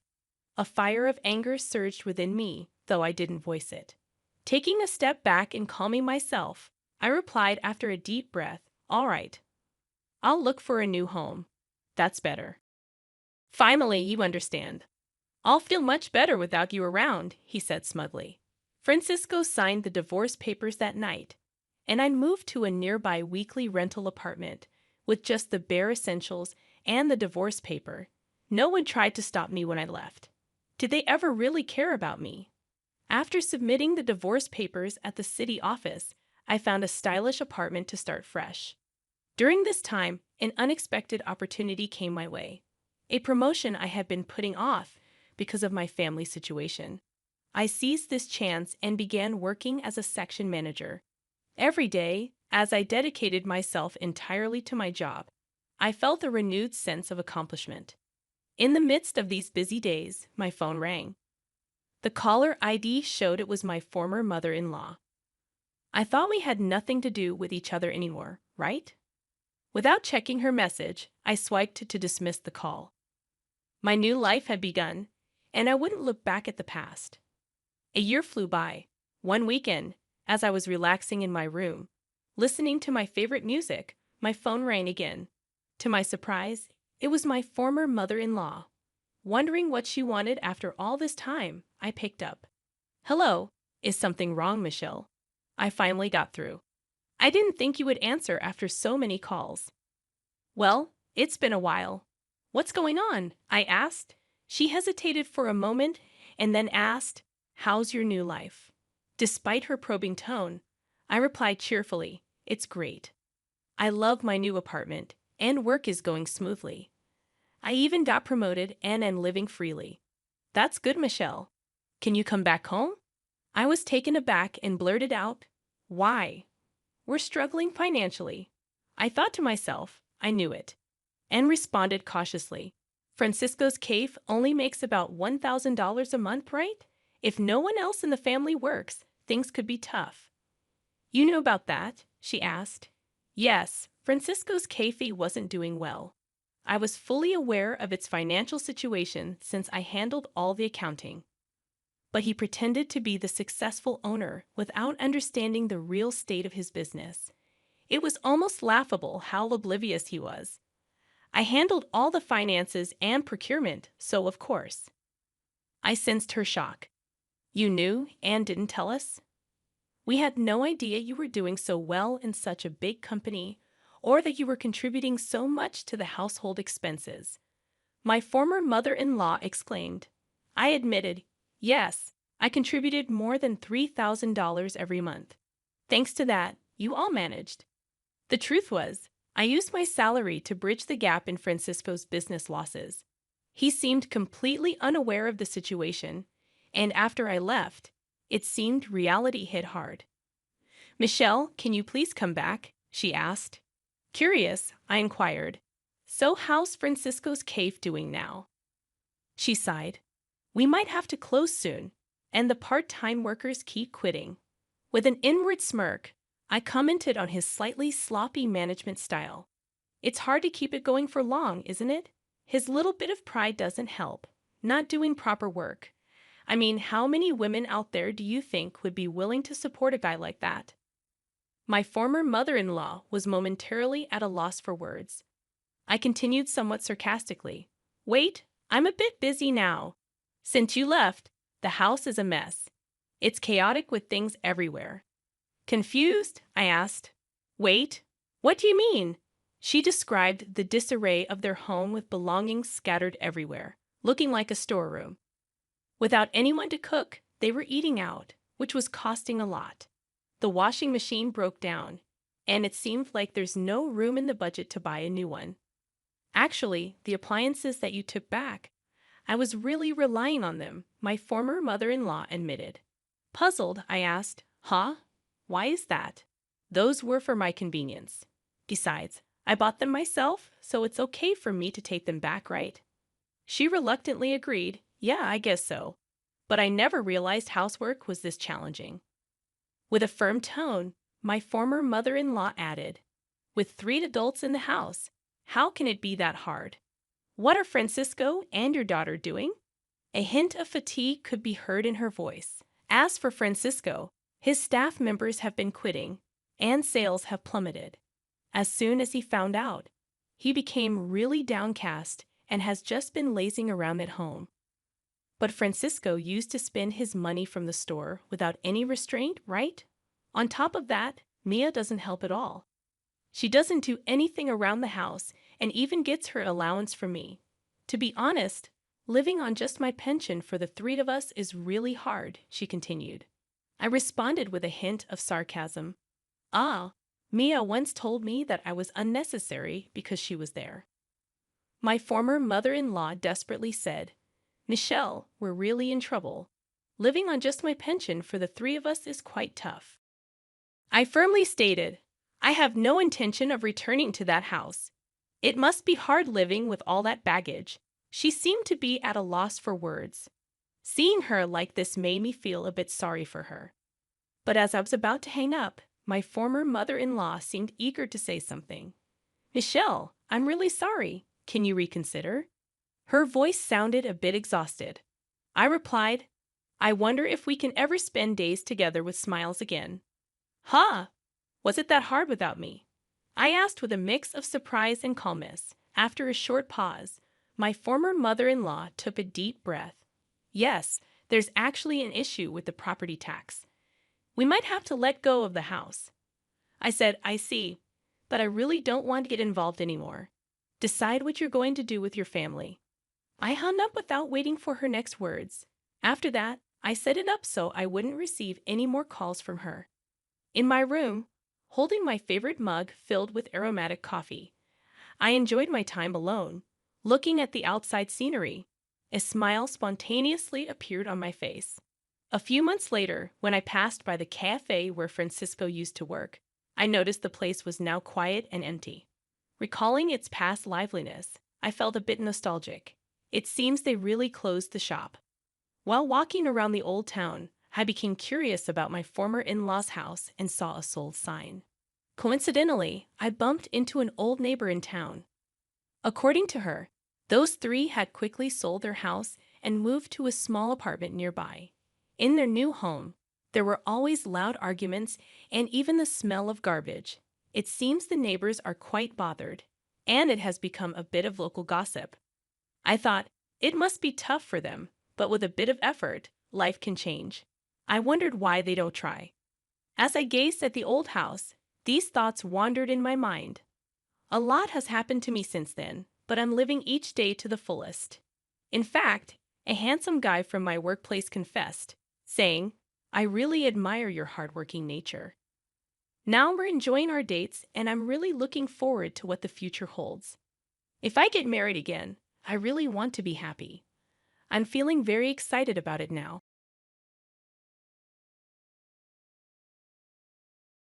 I regretfully forgot my wallet again, so I asked if my friend could cover the bill. When my niece's school had an extended break, it became a routine for my single mother's sister-in-law and her daughter to stay at our house. Initially, I sympathized with her situation and believed in helping out. But over time, she began taking it for granted. One day, she insisted on going to a new outlet mall nearby, and reluctantly, I agreed. However, she conveniently forgot her wallet and demanded that I pay, frustrating me. Despite this, I didn't want to disappoint my sweet niece, who often went without due to their circumstances. Reluctantly, I covered the cost, insisting my sister-in-law repay me. Unfortunately, it didn't end there. On another occasion, my sister-in-law demanded another trip to the outlet mall. And this time, I was determined not to give in. My husband and I, in our 30s and married for 5 years without children, had discussed the possibility of infertility and decided to let things happen naturally. Our parents were supportive, understanding that not every couple follows the same path. Though still hopeful for children, we were planning our future without excluding the possibility of living without them. My younger brother, still single, once joked about having lots of kids for my share, seemingly unaware of our fertility discussions. Meanwhile, my husband's older sister, the sister-in-law in this story, was a single mother who regularly visited us during her daughter's school vacations. While I suggested alternatives, she insisted on staying, citing financial hardship. My niece, adorable and well-behaved, quickly became close to us, creating cherished summer memories at our house. As she entered middle school, the expenses began to mount with stationery, magazines, and fashion. Despite not wanting to interfere, my husband and I decided to give a generous middle school entrance gift. Touched by the thoughtful thank you letter, we looked forward to enjoying our separate vacations due to his work commitments. However, after Marine Day, my sister-in-law and niece unexpectedly arrived, announcing their month-long stay, reminiscent of previous years. I reminded her of our agreement to end these extended stays, but she brushed it off, saying, I'll just stay in the room. Entering the room confidently, my sister-in-law remarked, I've used every year, while my niece hesitated. Urged by her mother, my niece hurriedly brought their luggage, apologizing to me before following. Casually settling in, my sister-in-law suggested a visit to a new nearby outlet mall. Controlling the air conditioner and changing settings, she made herself comfortable, expressing delight at not worrying about saving electricity while sipping on a chilled beer my husband had prepared. Frustrated, I called my husband, who couldn't leave work due to their unexpected visit. He asked me to handle his sister for the time being, promising to talk to her when he got home. even if it meant working late. Troubled by her unexpected stay, I couldn't ask him to leave work early. Reluctantly, I decided it was better to take my sister-in-law and niece to the outlet mall than to have them linger around the house. My niece, seemingly interested, nodded along with her mother's conversation. Despite my reservations, I couldn't bring myself to ask her to endure it, especially considering she's my husband's relative. Unprepared for lunch and with unexpected guests, I reluctantly agreed to take them to the outlet mall, opting for a bus due to the heat. Complaining about the walk and the absence of the car, my sister-in-law begrudgingly understood the situation. As we arrived at the outlet mall, she started fussing about forgetting her wallet. Her explanation about mistakenly putting her credit card back in her wallet didn't make sense. While I pondered her story, my niece looked momentarily disappointed but soon smiled, saying she's happy just looking around. Feeling sorry for my niece, I suggested covering today's shopping, estimating it wouldn't exceed $400 for 3 people. However, my sister-in-law seemed most delighted, eyeing expensive items from famous brands. I ended up playing the role of her wallet, using my credit card since I didn't have enough cash. Demanding repayment as soon as we got home, my sister-in-law claimed she couldn't do it right away, citing a lack of cash and a forgotten bank card. When I suggested using her credit card's cash advance, she claimed her credit cards had expired, blaming a mix-up with a new one. I pressed her for proof, incredulous that she had allowed her cards to expire 3 months ago. She explained that she had panicked and switched wallets when her old one broke, making an honest mistake. She didn't want her in-laws to know about her financial struggles. Having already burdened them with the divorce, I found it challenging to be too harsh with my sister-in-law, especially since she promised to repay me once back at her house. During that summer, she stayed with us for about a month. While my niece eagerly helped with housework and expressed interest in cooking, my sister-in-law assumed a more demanding mother-in-law-like role, questioning the delay in lunch and criticizing our approach to saving electricity. My sister-in-law never contributed to housework and complained twice as much as anyone else. With her and my niece's presence, daily chores expanded to doing laundry for 4 people. When I mentioned the no air conditioning rule, complaints tripled. Frustrated, I asked my sister-in-law for help in hanging the laundry, but she dismissed it, insisting that being in the sun affected her skin and demanding an expensive sunscreen brand. After a month of enduring this, my sister-in-law finally left with my niece. However, when I asked her to repay the money she owed, she refused, claiming she couldn't do it before payday. Persistent in my demands, I eventually sent a certified letter as proof. When my niece discovered her mother hadn't repaid the money, she revealed that her mother had been receiving financial support from her ex-in-laws since the divorce. My niece promised to take responsibility and repay me from the financial support her mother received. She also expressed concern about her mother's increasingly sloppy lifestyle, embarrassing her. This situation fueled my anger towards my carefree sister-in-law. With my niece approaching high school and college expenses looming, I felt compelled to teach my sister-in-law a lesson. Taking advantage of the school break, my sister-in-law and niece stayed with us again. Immediately upon arrival, my sister-in-law demanded a trip to the outlet mall, claiming she needed winter clothes. Sensing a potential repeat of her carelessness, I had already contacted some allies.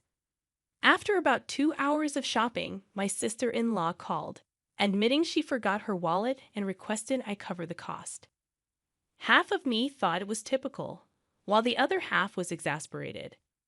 Claiming that my niece wasn't feeling well and we had already gone home, I declined to cover her expenses. Infuriated by her carelessness regarding her daughter, I emphasized that all she had to do was admit she didn't have enough money and return the items. Why did I have to cover the expenses for her shopping? Regardless, I needed to proceed with my plan. I informed her that I would be back soon after dropping my niece off at home.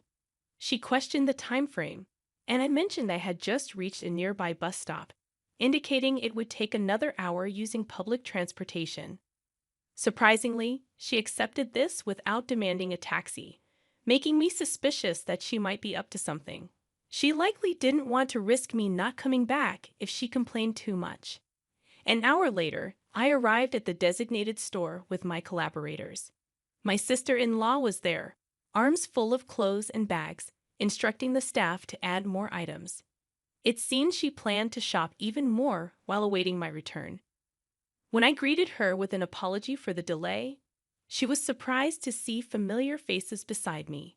Alongside me stood my husband, who was supposed to be at work, and then my father-in-law appeared, changing my sister-in-law's expression from surprise to confusion. She stammered, questioning why my husband was there. In truth, I had informed him about her failure to repay the money, and he was aware of everything that had transpired. He had agreed with my plan and was actually at home on a day off, hiding in the bedroom when my sister-in-law arrived. I had followed our plan and told her he was at work, and she believed me without checking. After hearing the story from my niece, my husband agreed that we should inform his parents. We reported everything, including her extended stay and refusal to repay the money. When I explained our plan for the day to my in-laws, they were furious, saying it was outrageous. After separating from my sister-in-law at the mall, I immediately contacted them. My husband had driven ahead and waited for us. My niece and I left my sister-in-law and went to the parking lot, where my husband was waiting to drive us to a hotel to meet my in-laws. They had planned to go on a short trip to a rural area, but they prioritized our situation over their trip and waited at the hotel. I felt bad that their plans were ruined, but they insisted on dealing with my sister-in-law's antics first. As planned, we left my niece with my mother-in-law at the hotel and returned to the outlet mall. When we confronted her, my sister-in-law furiously accused me of being cheeky for someone who was just a wallet to her. However, my husband and father-in-law took away all the clothes and bags she was holding. My husband retorted, "What are you doing? Don't return my clothes. They're not yours if you're not paying for them." My sister-in-law hesitated for a moment as my father-in-law returned the items to the store staff. My husband then dragged her out, and as he pulled her arm, she screamed, "It hurts. Let me go. Someone help, he's attacking me." Realizing she couldn't overpower him, she started accusing my husband of being a villain. My father-in-law, who had returned from explaining to the store, pulled out something from his jacket pocket. He was, in fact, a police officer. "I just happened to witness the incident," he explained, and everyone around us stopped listening to my sister-in-law's complaints. They pushed her into my husband's car parked in the lot. After reporting her actions to my in-laws, my father-in-law immediately checked her bank account. My niece knew where the passbook was, so they checked at my sister-in-law's house while she was away. The in-laws had been providing her with a monthly stipend, believing her claim of wanting to save the divorce settlement money for my niece's future. However, the entire amount was withdrawn on the day it was deposited, leaving a zero balance. The account in my niece's name, supposed to contain the divorce settlement, was almost empty because my sister-in-law didn't receive alimony due to her fault in the divorce. She also withdrew the child support from her ex-husband immediately after it was deposited. Furthermore, she confessed to not working, despite telling her parents she was. She spent her days leisurely using the support money and child support. The divorce settlement money she claimed to save for my niece was spent on her lifestyle. When it ran out, she planned to make me buy designer goods and sell them for cash. She even boasted about how well-known Target outlet items sold. My father-in-law hung his head in shame and apologized to us. Despite feeling sorry for my father-in-law, I showed them a video as evidence. It captured my sister-in-law red-handed. Whenever she and her daughter stayed with us, my husband's and my belongings mysteriously disappeared.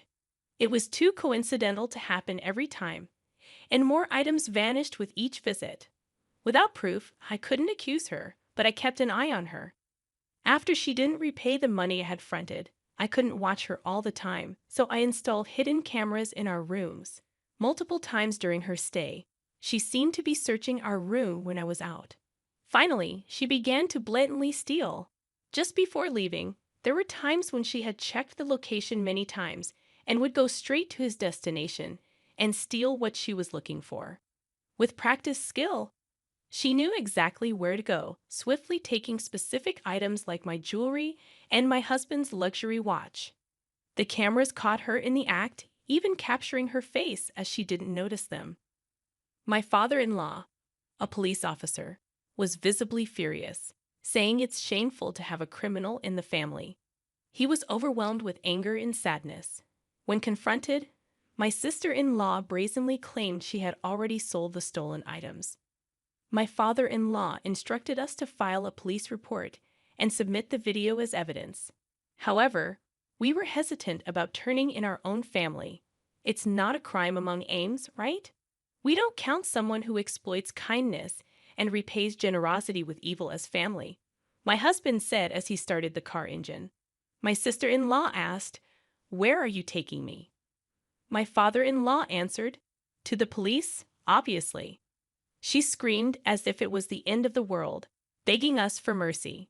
She tried to destroy my phone, claiming it would erase the evidence, but I informed her it was just a copy, and the original was safe at home. She resigned to silence when she realized she had no escape. She pleaded, "I'll repay the money. Just don't take me to the police." It's not just a matter of getting your money back. The stolen items had sentimental value. It wasn't just about the money. My jewelry I bought with my first salary, gifts from my husband, and heirlooms from my late grandmother. The same went for my husband's luxury watch. But we worried about what would happen to my niece if her mother became a criminal. We thought my in-laws would take care of her, but it would hurt her to know her mother was a thief. So, for my niece's sake, we proposed not to file a report if she kept her promise to repay us. My father-in-law agreed to ensure she kept this promise. She had to repay a set amount each month earned through her own labor. If she failed, we would immediately file a report. I told him that I had recorded the entire conversation as suggested by my father-in-law for evidence. My sister-in-law had no way to deny or forget what was said. She had no choice but to hang her head in the face of the reality that "I don't know, I didn't say it, I forgot" was no longer valid. Later, she was taken back to her parents' house by my father-in-law. We received an apology from my in-laws later. They admitted they had been too lenient due to their love for their granddaughter and their daughter's manipulations. They realized they had spoiled her too much and vowed to re-educate her strictly. My sister-in-law, who had always been pampered, thought it was her due. After getting engaged, she quit her job to become a housewife. Even though it was difficult to get a job again after the divorce, my sister-in-law herself confessed that she thought she was only working part-time, but in reality, she wasn't working at all. After her divorce, she didn't even attempt to work, saying she didn't want to be associated with unfashionable older women. My father-in-law, knowing she was too sheltered, arranged for her to work at a company owned by his acquaintance. The owner was strict but fair. She struggled with basic manners and language, and her salary was managed by my mother-in-law, used to repay us.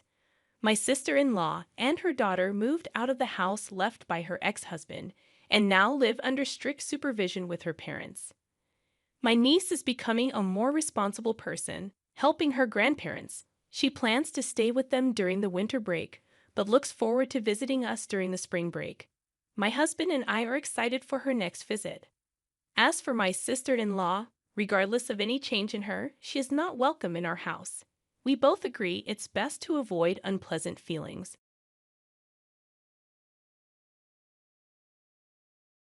I have a new girlfriend.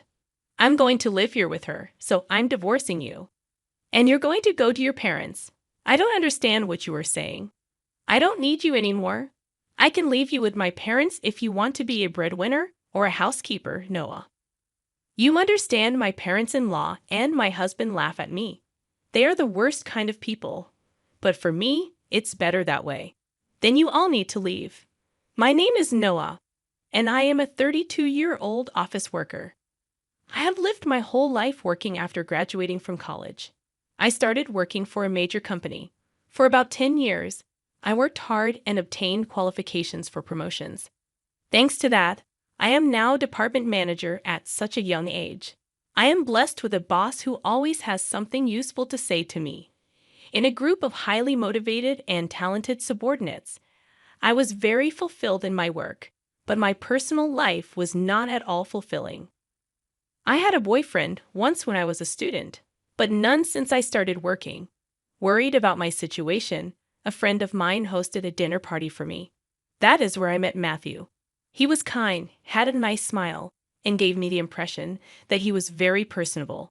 And since he was the same age as me, we had a lot in common, and it was fun talking to him.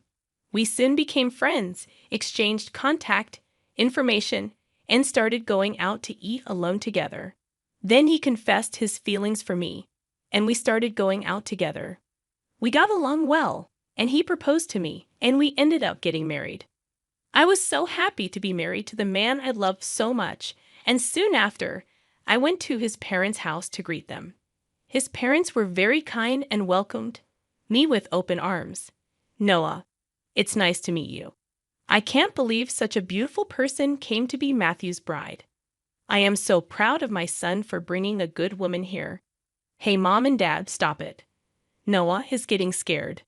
Oh my, if you really think so, you can say it. That's right. It's a compliment, so it's okay. His parents were very friendly and easy to talk to, just like him. Noah works for a major company, doesn't she? Oh no, that's great. It's cool to be a woman who can work hard. Will you quit your job when you get married? No, I'm going to keep working. Well, you've got a good job at a good company. That's better. I was relieved. According to my friends around me, I had heard that their mother-in-law told them to quit the job. They say that they are often told that it is a wife's job to support her husband, so I was glad. I thought to myself that my would-be mother-in-law was generous. After greeting my parents, we were married. My heart was filled with excitement for the new married life that was about to begin. My husband moved into the house I was living in, and we started our new married life together. I'm very happy to be newlyweds with my husband, whom I love very much. I'm happy to be able to be at home with him all the time, and I'm also happy to have him home when I come home from work. 6 months into our life together, my husband said he had something he wanted to discuss with me. If you don't mind, I'd like you to live with my father and mother. What do you mean, live together? Yes, they are getting old, and I am worried about many things. I see. I can certainly understand how my husband feels. My parents are about the same age as my husband's parents, but my brother and his wife are currently living with them, so I have nothing to worry about. However, my husband is an only child, so it is understandable that he is concerned about his parents. Does this mean we are living with my in-laws? Yes, it would.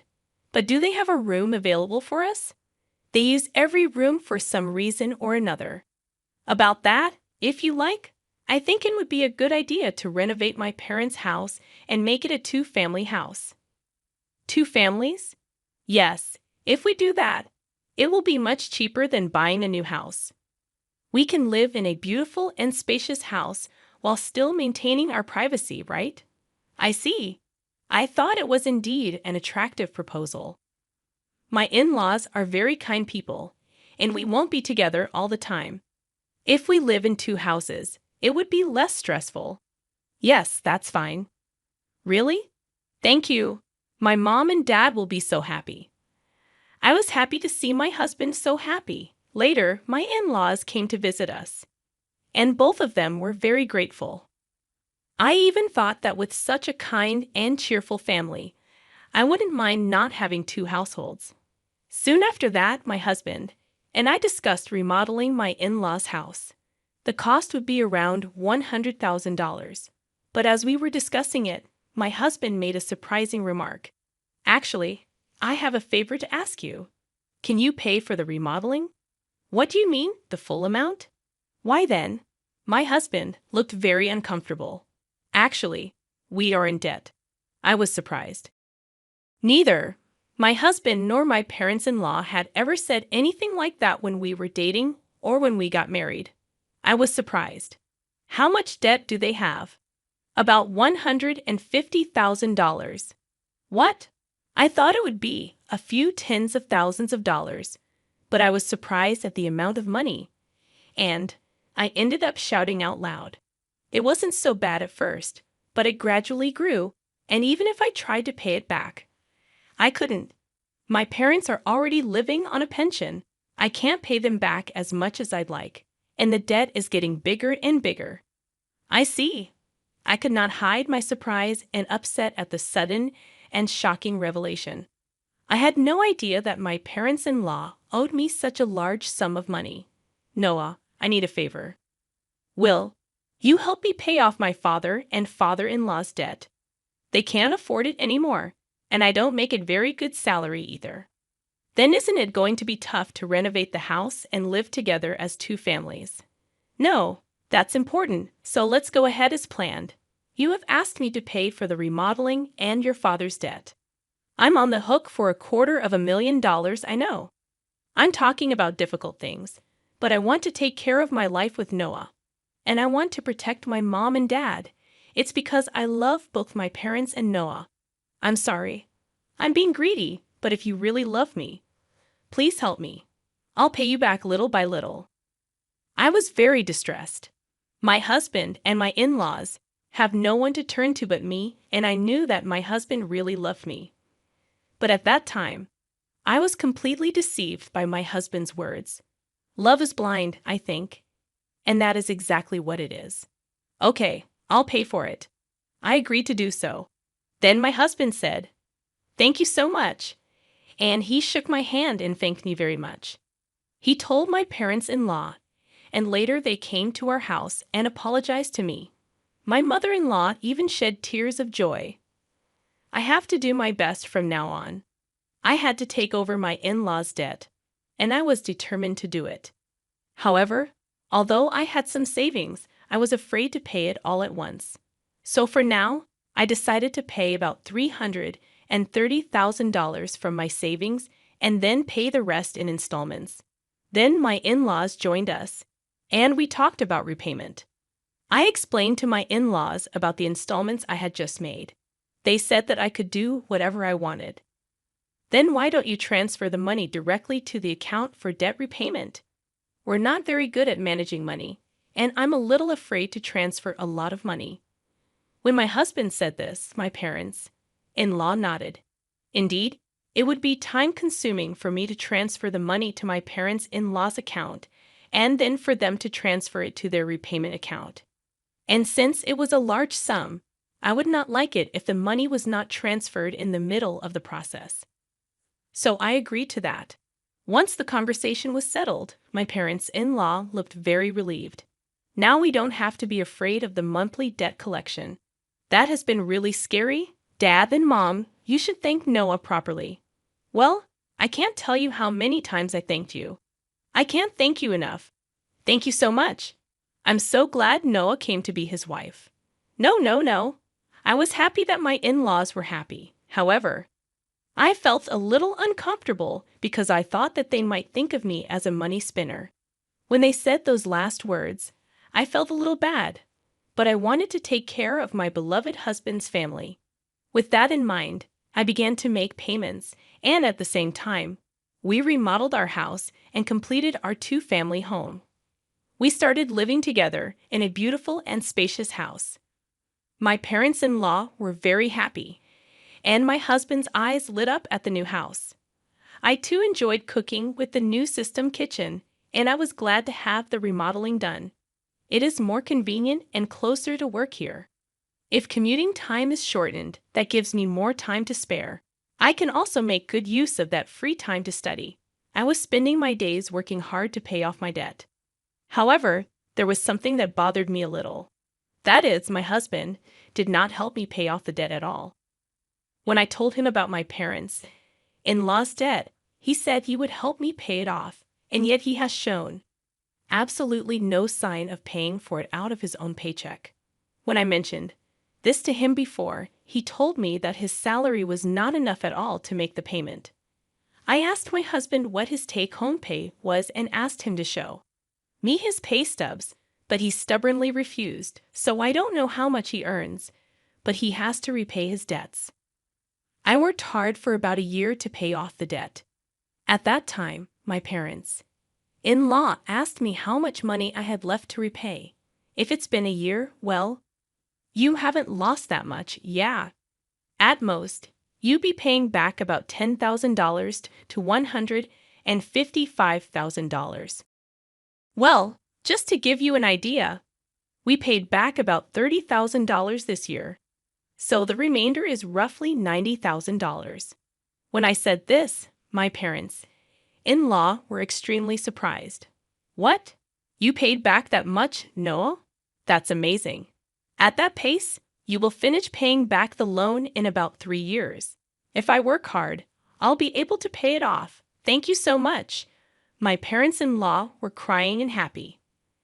I thought that if my husband's parents were happy like this, it was worth all the hard work. A few days later, however, I encountered an unexpected situation. I had to work overtime that day, so I told my husband I would be home late. However, the work went surprisingly smoothly, and moreover, many of us had free hands, so we were able to leave on time. So, I hurried home as usual, thinking I would cook dinner for my husband. But when I opened the front door, there were my parents-in-law's shoes. Oh, my mother-in-law and her family are here. I thought they had something to do, so I walked toward the living room. Then, I heard my parents-in-law and my husband talking about something. You were right to marry that woman, weren't you, Matthew? You did great. I can't believe you got a woman with that much money. When I heard she works for a big company, I was really cautious and seduced her. You should be more grateful. Oh my, you're one of the people who created that debt. What? But I'm the one with the least. What are you talking about? How much did you spend on horse racing? Your gambling is terrible. I get a jackpot once in a while, so there were times when we were in the black. How can you be in the black when you owe $150,000? But at this rate, we'll be able to get out of debt and get back on track. That's really great. And she even remodeled our house. I got a really good wife. Well, I'm going to throw her away after she pays off the debt. My husband and parents-in-law laughed. I was so stunned that I couldn't move from the front door for a while. After calming down a little, I made a loud noise as I closed the lock and said, "I'm home," from the front door. When I went to the living room, my parents-in-law and husband greeted me with smiles. "Oh, Noah, welcome home. Good job, good job. Well then, we're going back to our room. Let's have dinner together again." I was so afraid of this gentle smile of my parents-in-law because I had heard their earlier conversation. Likewise, this man who was pretending to be a good husband with a smile on his face shocked me. I wondered what I had been doing to try to pay them back. "Didn't you say you had to work late today?" "Yeah, I've been working a lot more than I expected, so I decided to hurry up and cook dinner and came home on time." Didn't know that.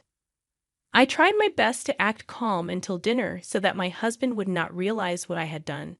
Then, when my husband was taking a bath, I stayed in my room and cried alone. But crying as hard as I could made me want to give my husband and in-laws a break. I cried as hard as I could. From then on, I acted quickly. I began to prepare for the divorce and then steadily made plans for what to do after the divorce. About 3 months passed. I pretended to be happy and told my husband that I had paid off my parents-in-law's debt.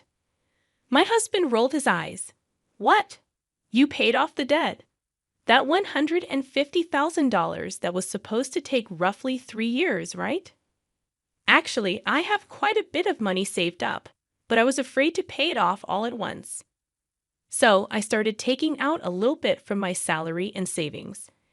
But we were already below $100,000, and I thought it would be better to pay it all off at once." "I see." And then I asked, "Do you mind if I check?" and asked to see my bank book. I showed my husband the bank book. Oh, it's true. $90,000 was paid all at once. My husband tried to contain his excitement as much as possible, but I could see that he was itching to get out of there. "Wow, Noah, thank you. My dads are going to love this." My husband put his hands on his face and seemed to be crying, but I knew it was just an act, and he was pretending to cry. Soon after that, my parents-in-law also came and thanked me. Thank you so much. I'm so glad I met Noah. You're like God. If I had not known any of this, I would have surely been happy to be along for the ride. Having been deceived, but I already know what these people are really like. And I only acted because I was ready for my plan. A few days later, my husband asked to speak with me. My husband looked very serious. What on earth? I'm sorry, Noah, but you have to leave me. What? What do you mean? I acted surprised on purpose. I have a new girlfriend. What? I'm going to live here with her, so I'm divorcing you, and you're going to my parents' place. I was really taken aback by Matthew's unexpected statement. I knew from eavesdropping on our earlier conversation that my husband would leave me when he finished paying his debts. However, I did not expect him to openly declare his infidelity. What did he mean by having me go to his in-laws after you left me? I don't really understand what you mean. When I said this, my husband's mood turned sour, saying you're not very understanding at all. I don't need you anymore, but as a breadwinner or a housekeeper, I can keep you here. Oh no. Then the front door opened, and my in-laws came in. Matthew, did you finally tell her? Yeah, I told her. I wish I could have been there for that moment. No. That's how it is. You can come to our house if you do the chores for us. Of course, we'll charge you rent though. My parents-in-law and my husband laughed at me. They are the worst people ever. But that's more than I can say for me. Then all of you need to leave. My in-laws rolled their eyes at my comment. What are you talking about? Have you forgotten? I can easily pay for the renovation myself. You changed the name of the house to mine. That's why I have the rights to this house. I can decide who to let live in the house and who to kick out. The faces of my in-laws turned blue at my comment. Then they finally remembered about the title of the house. I was really dumbfounded. I'm sorry, but you can't live here anymore. If we get divorced, you'll be strangers. Oh no? My in-laws realized the gravity of the situation. But my husband, not wanting to be outdone by me, retorted, but you took over our debt and paid it in full. You're the one who's losing money. If we had no debt, we could at least afford a new place to live. That's true. Thank you for letting us live in a nice house while you pay our debts. My in-laws and husband said as much. So I told them the fact. I'm sorry, but I didn't pay off the rest of the $90,000 debt. What? No. But you had money missing from your bank book. That was just a separate account that I created and moved around. So the debt hasn't changed from $90,000. I just haven't had the collections come yet because I've been paying large sums of money continuously. But I think it's time for them to come. So you are responsible for paying the rest. My husband and in-laws went pale. Then I shot them a warning. Matthew, you told me you were having an affair, so you should pay the alimony. I'll charge your partner for the affair too. Oh no, she went out with me even though she's beautiful because I own a house and have money. If they charge me alimony, she'll dump me. I don't care anything about that, Noah. I apologize. Please don't leave us. My husband is afraid of being dumped by the adulterer, and my in-laws are afraid of being dumped by me. They are truly selfish and scum parents and children in every way. I will have nothing to do with you people anymore, no matter what you say. I have also put this house on the market. I will also have you pay your debt of $60,000 that I paid on your behalf through my lawyer. Oh no, the in-laws froze, stunned by the loss of everything they had. I then demanded a divorce and alimony from my husband through my lawyer. I also demanded alimony from the adulterer. I demanded $6,000 from my in-laws for what I had paid them. Actually, that renovated in-law house sold for about $200,000. It was in a good location, and there was a family that was just looking for a duplex, so we got a good price. They were able to buy it. So I had to pay $160,000, which included the $60,000 I owed on the debt and $100,000 for the renovation. I had paid $160,000, but gained $40,000 as a result. In addition, I also get alimony from my ex-husband and the affair partner, which is a very positive situation. On top of that, I was able to get a small payment of $60,000 from my ex-parents-in-law. I am the one who is getting the most out of this situation. I think this is a reasonable request because the damage I have suffered was so bad that I distrusted people. As for me having that much savings to begin with, I was trying to learn how to invest so that I could pay off my in-laws' debts as quickly as possible. And since I had quite a lot of savings to begin with, I put a few tens of thousands of dollars or so into investments. I found that my assets had grown quite a bit in about a year.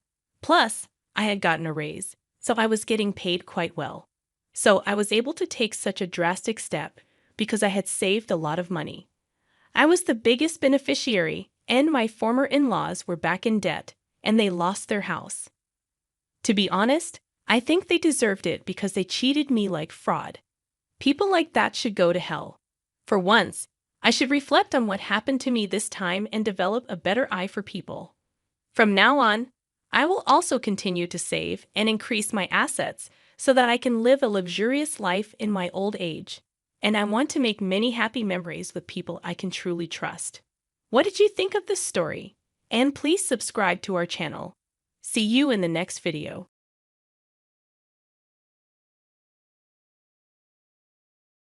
What's this? Seriously, it's no wonder I couldn't help but exclaim. There in front of me were the words of a termination notice. I had been told not to contact during business trips, but this was something I couldn't ignore. I hurriedly called Jack. No answer. I called over and over. Simultaneously, I sent messages, but there was no response. It was past noon. Maybe he couldn't answer due to work, but I had to get in touch somehow. After persistently calling, he finally picked up. Hello, Jack. Don't you know not to contact me during work hours? Jack immediately started yelling. I'm sorry, but it's urgent. I've received a certified letter from the company. I told you not to contact me while I'm on a business trip. Jack was not willing to listen. What if your actions ruin the contract? It seemed impossible to get him to listen. All right. I decided to keep silent about the termination notice, as a result of not contacting at all. My name is Sarah Johnson, 30 years old. I work from home as an industrial designer. Simply put, as an industrial designer, I design the shapes of products. I used to be an employee of a major company working from home, but now I've become independent and freelance. Thankfully, my work is going well, and I'm earning a decent income. At 26, I married Jack, whom I met through a friend's introduction. Even after getting married, I continued to work for the company. But when I became pregnant with our 2-year-old son, Kyle, I switched to working from home. Since then, I've been working from home while Jack worked at the office. After maternity and parental leave, I returned to work from home. Although my salary was lower than when I was going to the office, it's easier on my mind and body than commuting and leaving the child in daycare. Our company created a great system. However, Jack seemed unsatisfied with my reduced salary. Shouldn't you go back to work, even if it means putting Kyle in daycare? We've got a mortgage to pay, and with the economy being down, the company's performance isn't looking up either. Well, that's true. But if we put Kyle in daycare, we have to pay for that too. I think it would end up costing about the same. When we got married, Jack and I took out a joint mortgage to buy our new home. Renting is like throwing money away. It's better to stretch a bit and buy a place. It'll be easier in the long run. Jack, who works at a securities company and is fussy about finance and assets, would argue. Convinced by his point, I agreed, and we bought the apartment, located near a convenient station for commuting. It was a bit pricey, but we were told it would appreciate in value. Life was peaceful until I started working from home. But then Jack began to show his discontent. It seemed it wasn't so much about the money, but rather he felt it was unfair that I was the only one staying at home. If the costs are going to be the same, you might as well go back to work. Staying home all the time leads to a lack of exercise and isolation from society. Sure, there's some truth to that, but with my first childbirth and now child care, It's easier on my body to stay home. Getting help is difficult, as both Jack and I are from out of town, and our families live far away. We can't easily rely on either side for assistance. When I brought up this topic, I could sense Jack's real feelings from his muttered response. It's unfair that only Sarah gets to stay home. I wish I could too, but there's a difference in our jobs. I'm a designer and Jack is in sales. I can finish designs on my computer and just send the data. But Jack's work can't be done from home. That's true, but still, it feels unfair that only Sarah gets to enjoy this nice house, he complained. Hearing these words surprised me. What do you mean enjoy alone? This is our home. Yours, mine, and Kyle's. First of all, we're both paying the mortgage. The rights should be split equally. Jack's childish remarks made me worry if he was really okay. Even as a father, Kyle was growing up well, and I was managing both childcare and work from home. I also took the bold step of becoming independent as my work was well received, and I started getting offers from business contacts. However, around that time, Jack began coming home late and working more on weekends. It's a tough economy. I've got to work harder, or my sales allowance will keep shrinking, he'd say with a sarcastic sigh. Lucky are those who can work comfortably at home. No need to endure crowded trains to commute, huh? Must be nice, he'd say, implying I was lounging at home while he worked hard. But that's not the case. I'm taking care of the child and household chores while working from home. I'd often have to go out for work and other necessities. I'm certainly not just lounging around at home. Fed up, I once confronted him. Look, I'm not just playing around. Why can't you understand that? I'm paying my share of the mortgage too. Oh, is that so? Jack interrupted, his face turning red with anger. I must be such a failure, huh? Can't even get a mortgage on my own with my meager salary. I never said anything like that. Unlike the talented designer that you are, I have to desperately plead with unpleasant clients every day just to get paid. It always felt like that. No matter what I said, Jack would only take things negatively. I got so tired and eventually stopped talking to him altogether. It seemed pointless to say anything, and gradually, I started to wonder if there was any point in living together. But Jack was Kyle's father. The thought of taking away his father seemed selfish, and that held me back. Maybe because I stopped talking, Jack started behaving even more selfishly and eventually almost stopped contributing financially. It was supposed to be a joint mortgage, but now it looks like I'm paying it all by myself. It's tough, but with my current income as a designer, I can manage the mortgage and living expenses on my own. Jack probably knows this, and that's why he's behaving like that. I think if we were at risk of losing the house because we couldn't pay the mortgage, he'd contribute something. Jack is that kind of calculative person. And around that time, I started to have a suspicion. Maybe Jack had another woman and was spending his money on her. If that's the case, I have no choice but to take a drastic step. Of course, I'd make sure he pays what he owes. I wanted to find proof, but I didn't know how. The most reliable way would be to hire a detective agency, but that's expensive. If I knew the dates, times, or places to look, it would be easier. But with just a vague suspicion, I had no idea how much it would cost. Right now, I'm managing, but if Jack and I were to separate, there'd be future uncertainties. I'd prefer to save as much money as possible. Then one day, while I was feeling uneasy, a certified mail from the company arrived. Jack was on a business trip and had been gone for 2 nights and 3 days. Why would they send something like this on a day he's away? I was even more perplexed but curious, so I decided to open it, telling myself that if it was urgent, I needed to contact him immediately. I opened the envelope. What the heck is this? I couldn't help but exclaim. It was a termination notice. I was told not to contact Jack during business trips, but I couldn't just ignore this. I tried calling him, no answer. I called again and again. I sent messages too, but got no response. It was past noon. Maybe he couldn't answer because of work, but I had to get through to him. When I kept calling persistently, he finally answered. Hello, Jack. I told you not to contact me when I'm working. Jack yelled as soon as he answered. I'm sorry, but it's urgent. You see, there's this certified mail from the company. Don't contact me when I'm on a business trip. Jack wouldn't listen at all. What if you ruin a contract because of this? As he said that, I heard someone's voice in the background. Could it be? I quickly pressed the record button. Listen, I'll say it again. Don't contact me. Got it? He wouldn't listen, no matter how important it was. Okay. I decided to keep quiet about the termination notice. I ended the call.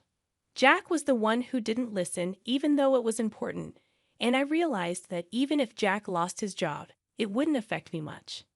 I'm a designer with a technical skill set steadily building my career. When I started working from home, I was an employee. As an employee, I had to report daily to the company how many hours I worked and such. I needed to inform them even when I took a day off. But now, I'm independent, handling work not just from my former company, but also from other clients. I'm completely freelance. Since becoming freelance, I've been taking on a lot more work and earning several times more than when I was an employee. I could leave Jack and be just fine, but still, it would be a shame to end it like this. That call, I think the voice was a woman's. Listening carefully to the recording, I could make out what was being said. The woman didn't realize I was on the phone and was asking Jack for something. I couldn't hear exactly what it was, but she was asking for something for her birthday. Her birthday must be coming up soon. This could be a clue to finding out who Jack's with. If I can narrow down the hints a bit more, I'll consider hiring a detective. For now, I just have to be patient. The next night, Jack returned from his business trip. You know I told you not to contact me during work, right? Because of you, I almost lost a contract. I'm sorry. I wondered who he was in the middle of making a contract with. Perhaps it was a birthday purchase agreement.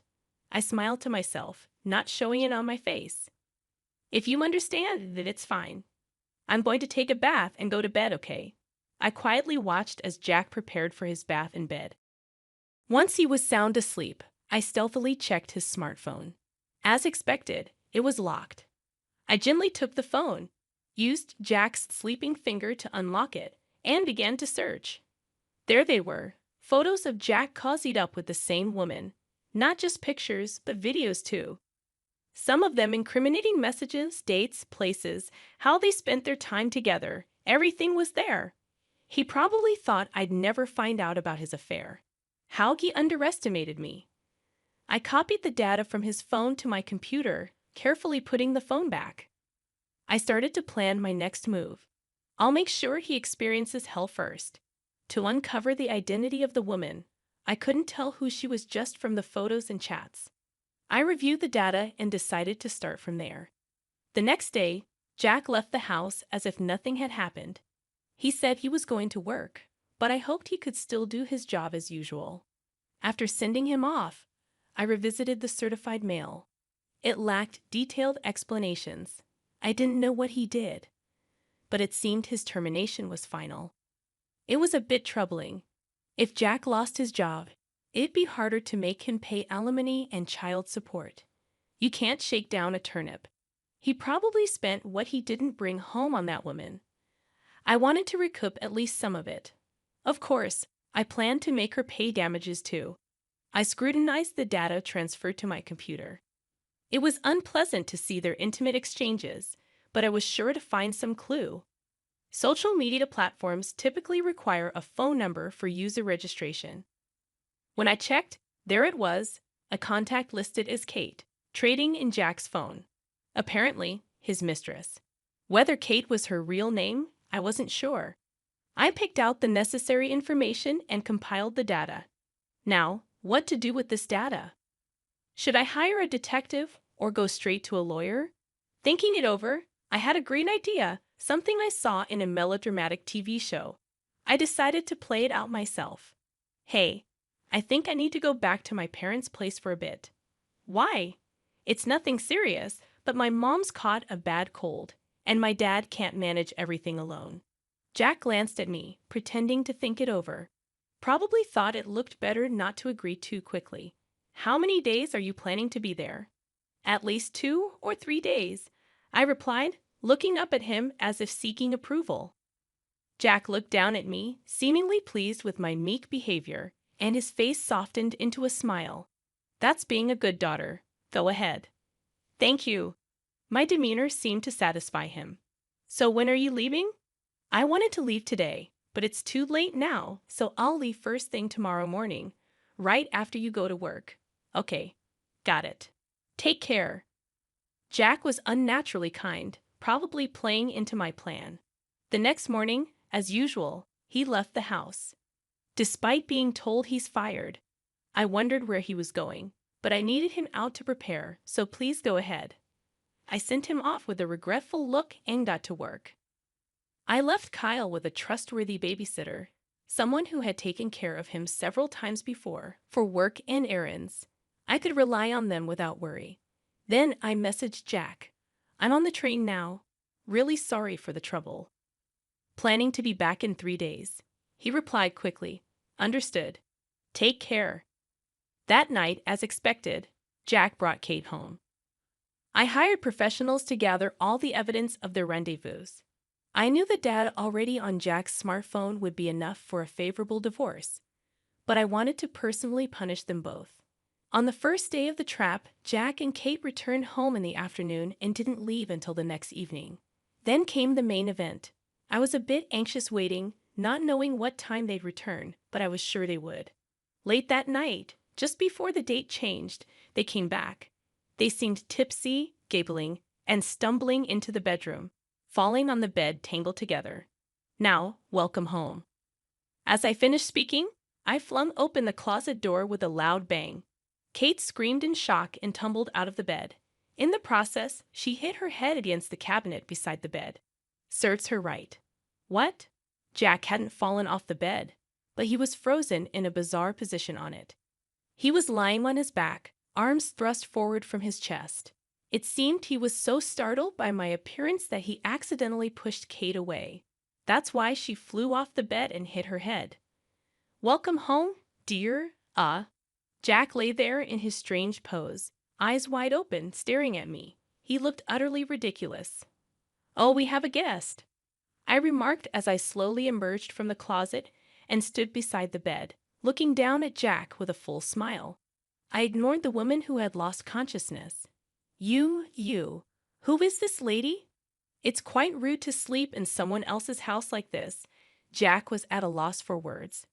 Well, that's okay. Let's have a little chat, I said, pulling out my phone to make a call. Who are you calling? Oh, just someone, I replied, humming a tune as I ended the call and coldly looked down at Kate. What should we do with her? What do you mean? What should we, wake her up or let her sleep? Jack glanced back and forth between me and Kate, falling silent in apparent confusion. All right then. We don't want anything to happen to her, so let's wake her up. Hey you, I said, shaking Kate gently. Kate groaned and slowly opened her eyes. Hey, you, I repeated. Kate looked dazed for a moment before realizing her situation and freezing in shock. We're going to have a talk now, so come over here, please. Kate remained frozen and didn't respond. Come here, please. Yes, she replied reflexively after I spoke a bit more sternly. I called both of them to the dining room and had them sit side by side at the table. I really don't want to have you sitting here, but well, you've already made yourself comfortable, haven't you? The table will do, I said, making it clear there would be no hospitality like tea. Now, I want you to answer some questions. If you're honest, I might consider certain things, like maybe reducing the damages. You owe the word damages turned their faces pale. So, when did it start? What? When did the two of you start this relationship? Be honest, or the damn damages will double. Jack's eyes darted around nervously, and Kate just kept blinking rapidly. Since when? Today. Today was the first time, right? Yes. A lot, really. Yes, we met today for the first time, and since you weren't here, we just got carried away. Yes, they both said, seemingly agreeing on the story. That's a lie. Ding dong. The people I had called arrived. I asked Jack and Kate to wait while I let my guests in the dining room. Two professionals, a man and a woman in suits, entered. Please, the woman took out an envelope, and the man opened his laptop. Here, take a look. The screen showed yesterday's footage of Jack and Kate entering the room, followed by the interior video. Hey, isn't this illegal filming? That's right, it's a crime, they protested while Jack and Kate were making a fuss. The detective agency explained everything properly. Indeed, secretly filming someone is voyeurism, but if it's for the purpose of catching evidence of infidelity, it's allowed. Moreover, this was a job undertaken by professionals, meaning the detectives from the agency following a request. Therefore, it doesn't constitute a criminal act. Got it. So this isn't a crime. Both Jack and Kate sat silently, heads bowed. Once again, when did it start? They didn't answer. Since when? You said today was the first time, but that's a lie, right? Well, yesterday, Jack began, raising his head to meet my eyes. I'm sorry. What I said earlier, it actually started yesterday. We drank too much, and one thing led to another. Yes, I'm sorry, they both apologized. So, you admit to the affair? Yes, we're sorry, but it was just this once. Sorry, it's true. It seemed they were trying to settle the matter with this version of the story. I told you before, if you lie, the damages will double. It's not a lie. Believe us, it's true. I brought over my laptop and placed it in front of them. If yesterday was the first time, then who are these people? I asked, showing them the photos and videos copied from Jack's smartphone, along with their social media interactions. Ah, another lie. You're taking stuff from someone's smartphone. That's a crime. Sorry to disappoint you, but this also isn't a crime. You heard the reason just now, right? Jack and Kate had nothing more to say and just sat in silence. Eventually, they resigned themselves to telling the whole story. Their affair had started 2 years ago, around the time Kyle was born. Jack said he felt neglected and lonely after Kyle's birth and listed various reasons for his actions. That's when he met Kate, and their relationship continued until now. He described it as a momentary lapse of judgment and expressed regret. Kate looked at Jack with disbelief. Understandably so. She had been showered with sweet words all this time, only to be now referred to as a mistake. Kate, with tears in her eyes, admitted the time they started their relationship, but remained silent about the rest. It seemed futile to ask anything more. I'll arrange another day to talk with both your parents and Kate's parents. I thanked the detectives, sent them away, and also showed Kate out. Could you? You leave too. Maybe stay at a hotel or something. You might catch up with Kate if you're quick. I wouldn't do such a thing. Whatever, just leave. I made sure to send Jack out as well. Later, I arranged a meeting with both our parents and Jack's. My in-laws were mortified, just kept apologizing. My parents sat in silent anger. I showed them all the evidence, including the conversation from the day I caught. So, I want a divorce. I'll take custody of Kyle and demand child support and damages. Jack protested the amount I demanded, but I refused to budge. You've been deceiving me for 2 years and brought another woman into this house. Plus, you stopped contributing to the household expenses. My in-laws were shocked to hear this for the first time. My father-in-law even tried to hit Jack, but I stopped him. I don't want to see that. If you're going to do it, please do it where I can't see. My in-laws promised to cover the damages and child support. Regarding the apartment, I decided to take payment for my share of the mortgage up until now and then leave the rest to Jack. I don't want to live in a tainted house. Just pay me my share and then do whatever you want with it. It would probably end up being sold, but selling it now would only result in a loss. Jack had no capacity to keep up with the mortgage payments. It was unavoidable. I found out why Jack was fired from his company. He had caused significant losses to a client. Not just once, but multiple times. I thought it would definitely be profitable, but every single transaction I thought was surefire turned out badly. Jack explained he felt overshadowed by my success after I became independent and started earning more. In an attempt to outdo me, Jack did something he shouldn't have, making unauthorized stock trades for his clients, causing them losses. Trying to fill the gap he created, he kept repeating the same mistakes, and things became unmanageable. Yet he believed he would surely recover the losses someday, which is why he couldn't stop. Unaware that his company had caught on, he used his time with Kate to distract himself. That day, he had lied to the company, saying I was sick and he needed to care for me.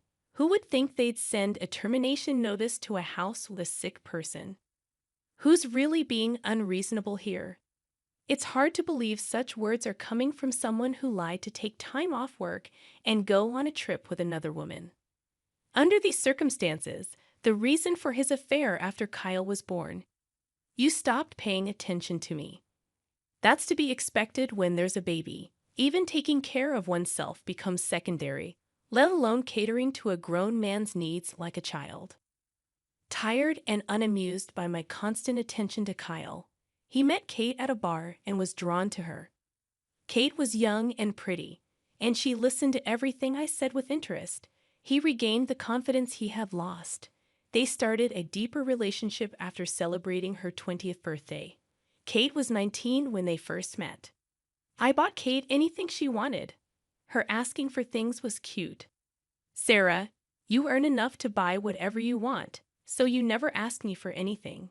To fulfill Kate's wishes, he stopped contributing financially to our home. The apartment has always been your place. I just slept there, so I thought it was fair for you to pay for it. I remembered him saying that. Sarah, if you became a company employee again, you'd only be home for the same amount of time. Then it would be equal. So that's why he wanted me to stop working from home and commute instead. It's truly exasperating, the excuses Jack kept coming up with. None of them made any sense, no matter how I looked at it, but he blamed it all on me. If only Sarah had continued working like before and supported me, none of this would have happened, he said. Hearing these words, even my father-in-law broke down in tears. It was just pitiful, but that's no longer my concern. Because they paid the amount I wanted doesn't mean my wounds are healed or that I can forgive them. But they agreed to pay the damages and child support for Kyle that I demanded, so I have to accept it as good enough. I also demanded separate damages from Kate. Thankfully, her parents were responsible and paid everything on her behalf. I had said that lies would cost double, but I decided against it. I have my principles. I settled the matter within those bounds. I'm sorry, Kate apologized, appearing before me with her parents, looking completely different from the drunken Kate I had seen before. She honestly talked about her past. Kate, originally from a rural area, was astonished by the stark difference when she came to the city. Her college classmates all seemed fashionable, flashy, and dazzling. Trying to keep up, she started working at a bar. That's where I met Jack. He said he wasn't getting along with his wife, that they were about to divorce. It was just taking time because of the child. I believed him. Kate seemed to have genuinely loved Jack. Jack was handsome and well-paid. He bought me anything I asked for. I was happy that he listened to everything I said. That day, Jack had brought Kate to the apartment, saying they would soon live there together once I was gone. It seems he wanted to save on hotel costs, but Kate believed him. I thought we would soon live together here, and it made me happy. But then Jack referred to me as just a momentary lapse, Kate said with tears in her eyes. That's when I realized I was just being played. Her demeanor didn't seem deceitful, but I won't say I was deceived. I knew he was married and still got involved. It's my fault. I'm sorry. Kate and her parents apologized together. The truth is unclear. Perhaps Jack did have genuine feelings for Kate at some point. However, in the end, he chose to prioritize his interests. It seems that his understanding of the situation was ultimately shallow. He's someone who selfishly acts on whims, just like a child relying on his wife, then feeling neglected and unappreciated. Kate would be better off forgetting about such a man. Kate has since quit college and returned to the countryside with her parents to start over. I'll work and pay back what my parents covered as soon as possible. Although I once despised her, I now hope she finds a straight path in life and happiness. Afterward, Jack was fired from his company and sued for the losses he couldn't cover. That was expected. He lied to the company to take time off and was caught embezzling for his escapades. It wasn't just causing losses to clients. He used that money for personal enjoyment, which led to his judgment. Though he received a suspended sentence, his future is uncertain. I feel sorry for my in-laws, who were good people, but it was a deserved outcome. I've returned to my parents' home, where they help me with Kyle while I continue working. Despite the personal turmoil, my career is going well. Kyle's growth is now my sole comfort. For now, I think I don't need a man in my life. But like Kate, who's gone back to start anew, I too hope to meet someone truly trustworthy someday. I believe there's still someone good out there for me. Life is still long. It's too long to stumble over a single failure and give up. I want to show Kyle a forward-looking, resilient spirit, never to become someone who loses everything due to childish dependency like his father. For that reason, I will keep looking ahead, hold my head high, and keep walking. I will never give up on any happiness.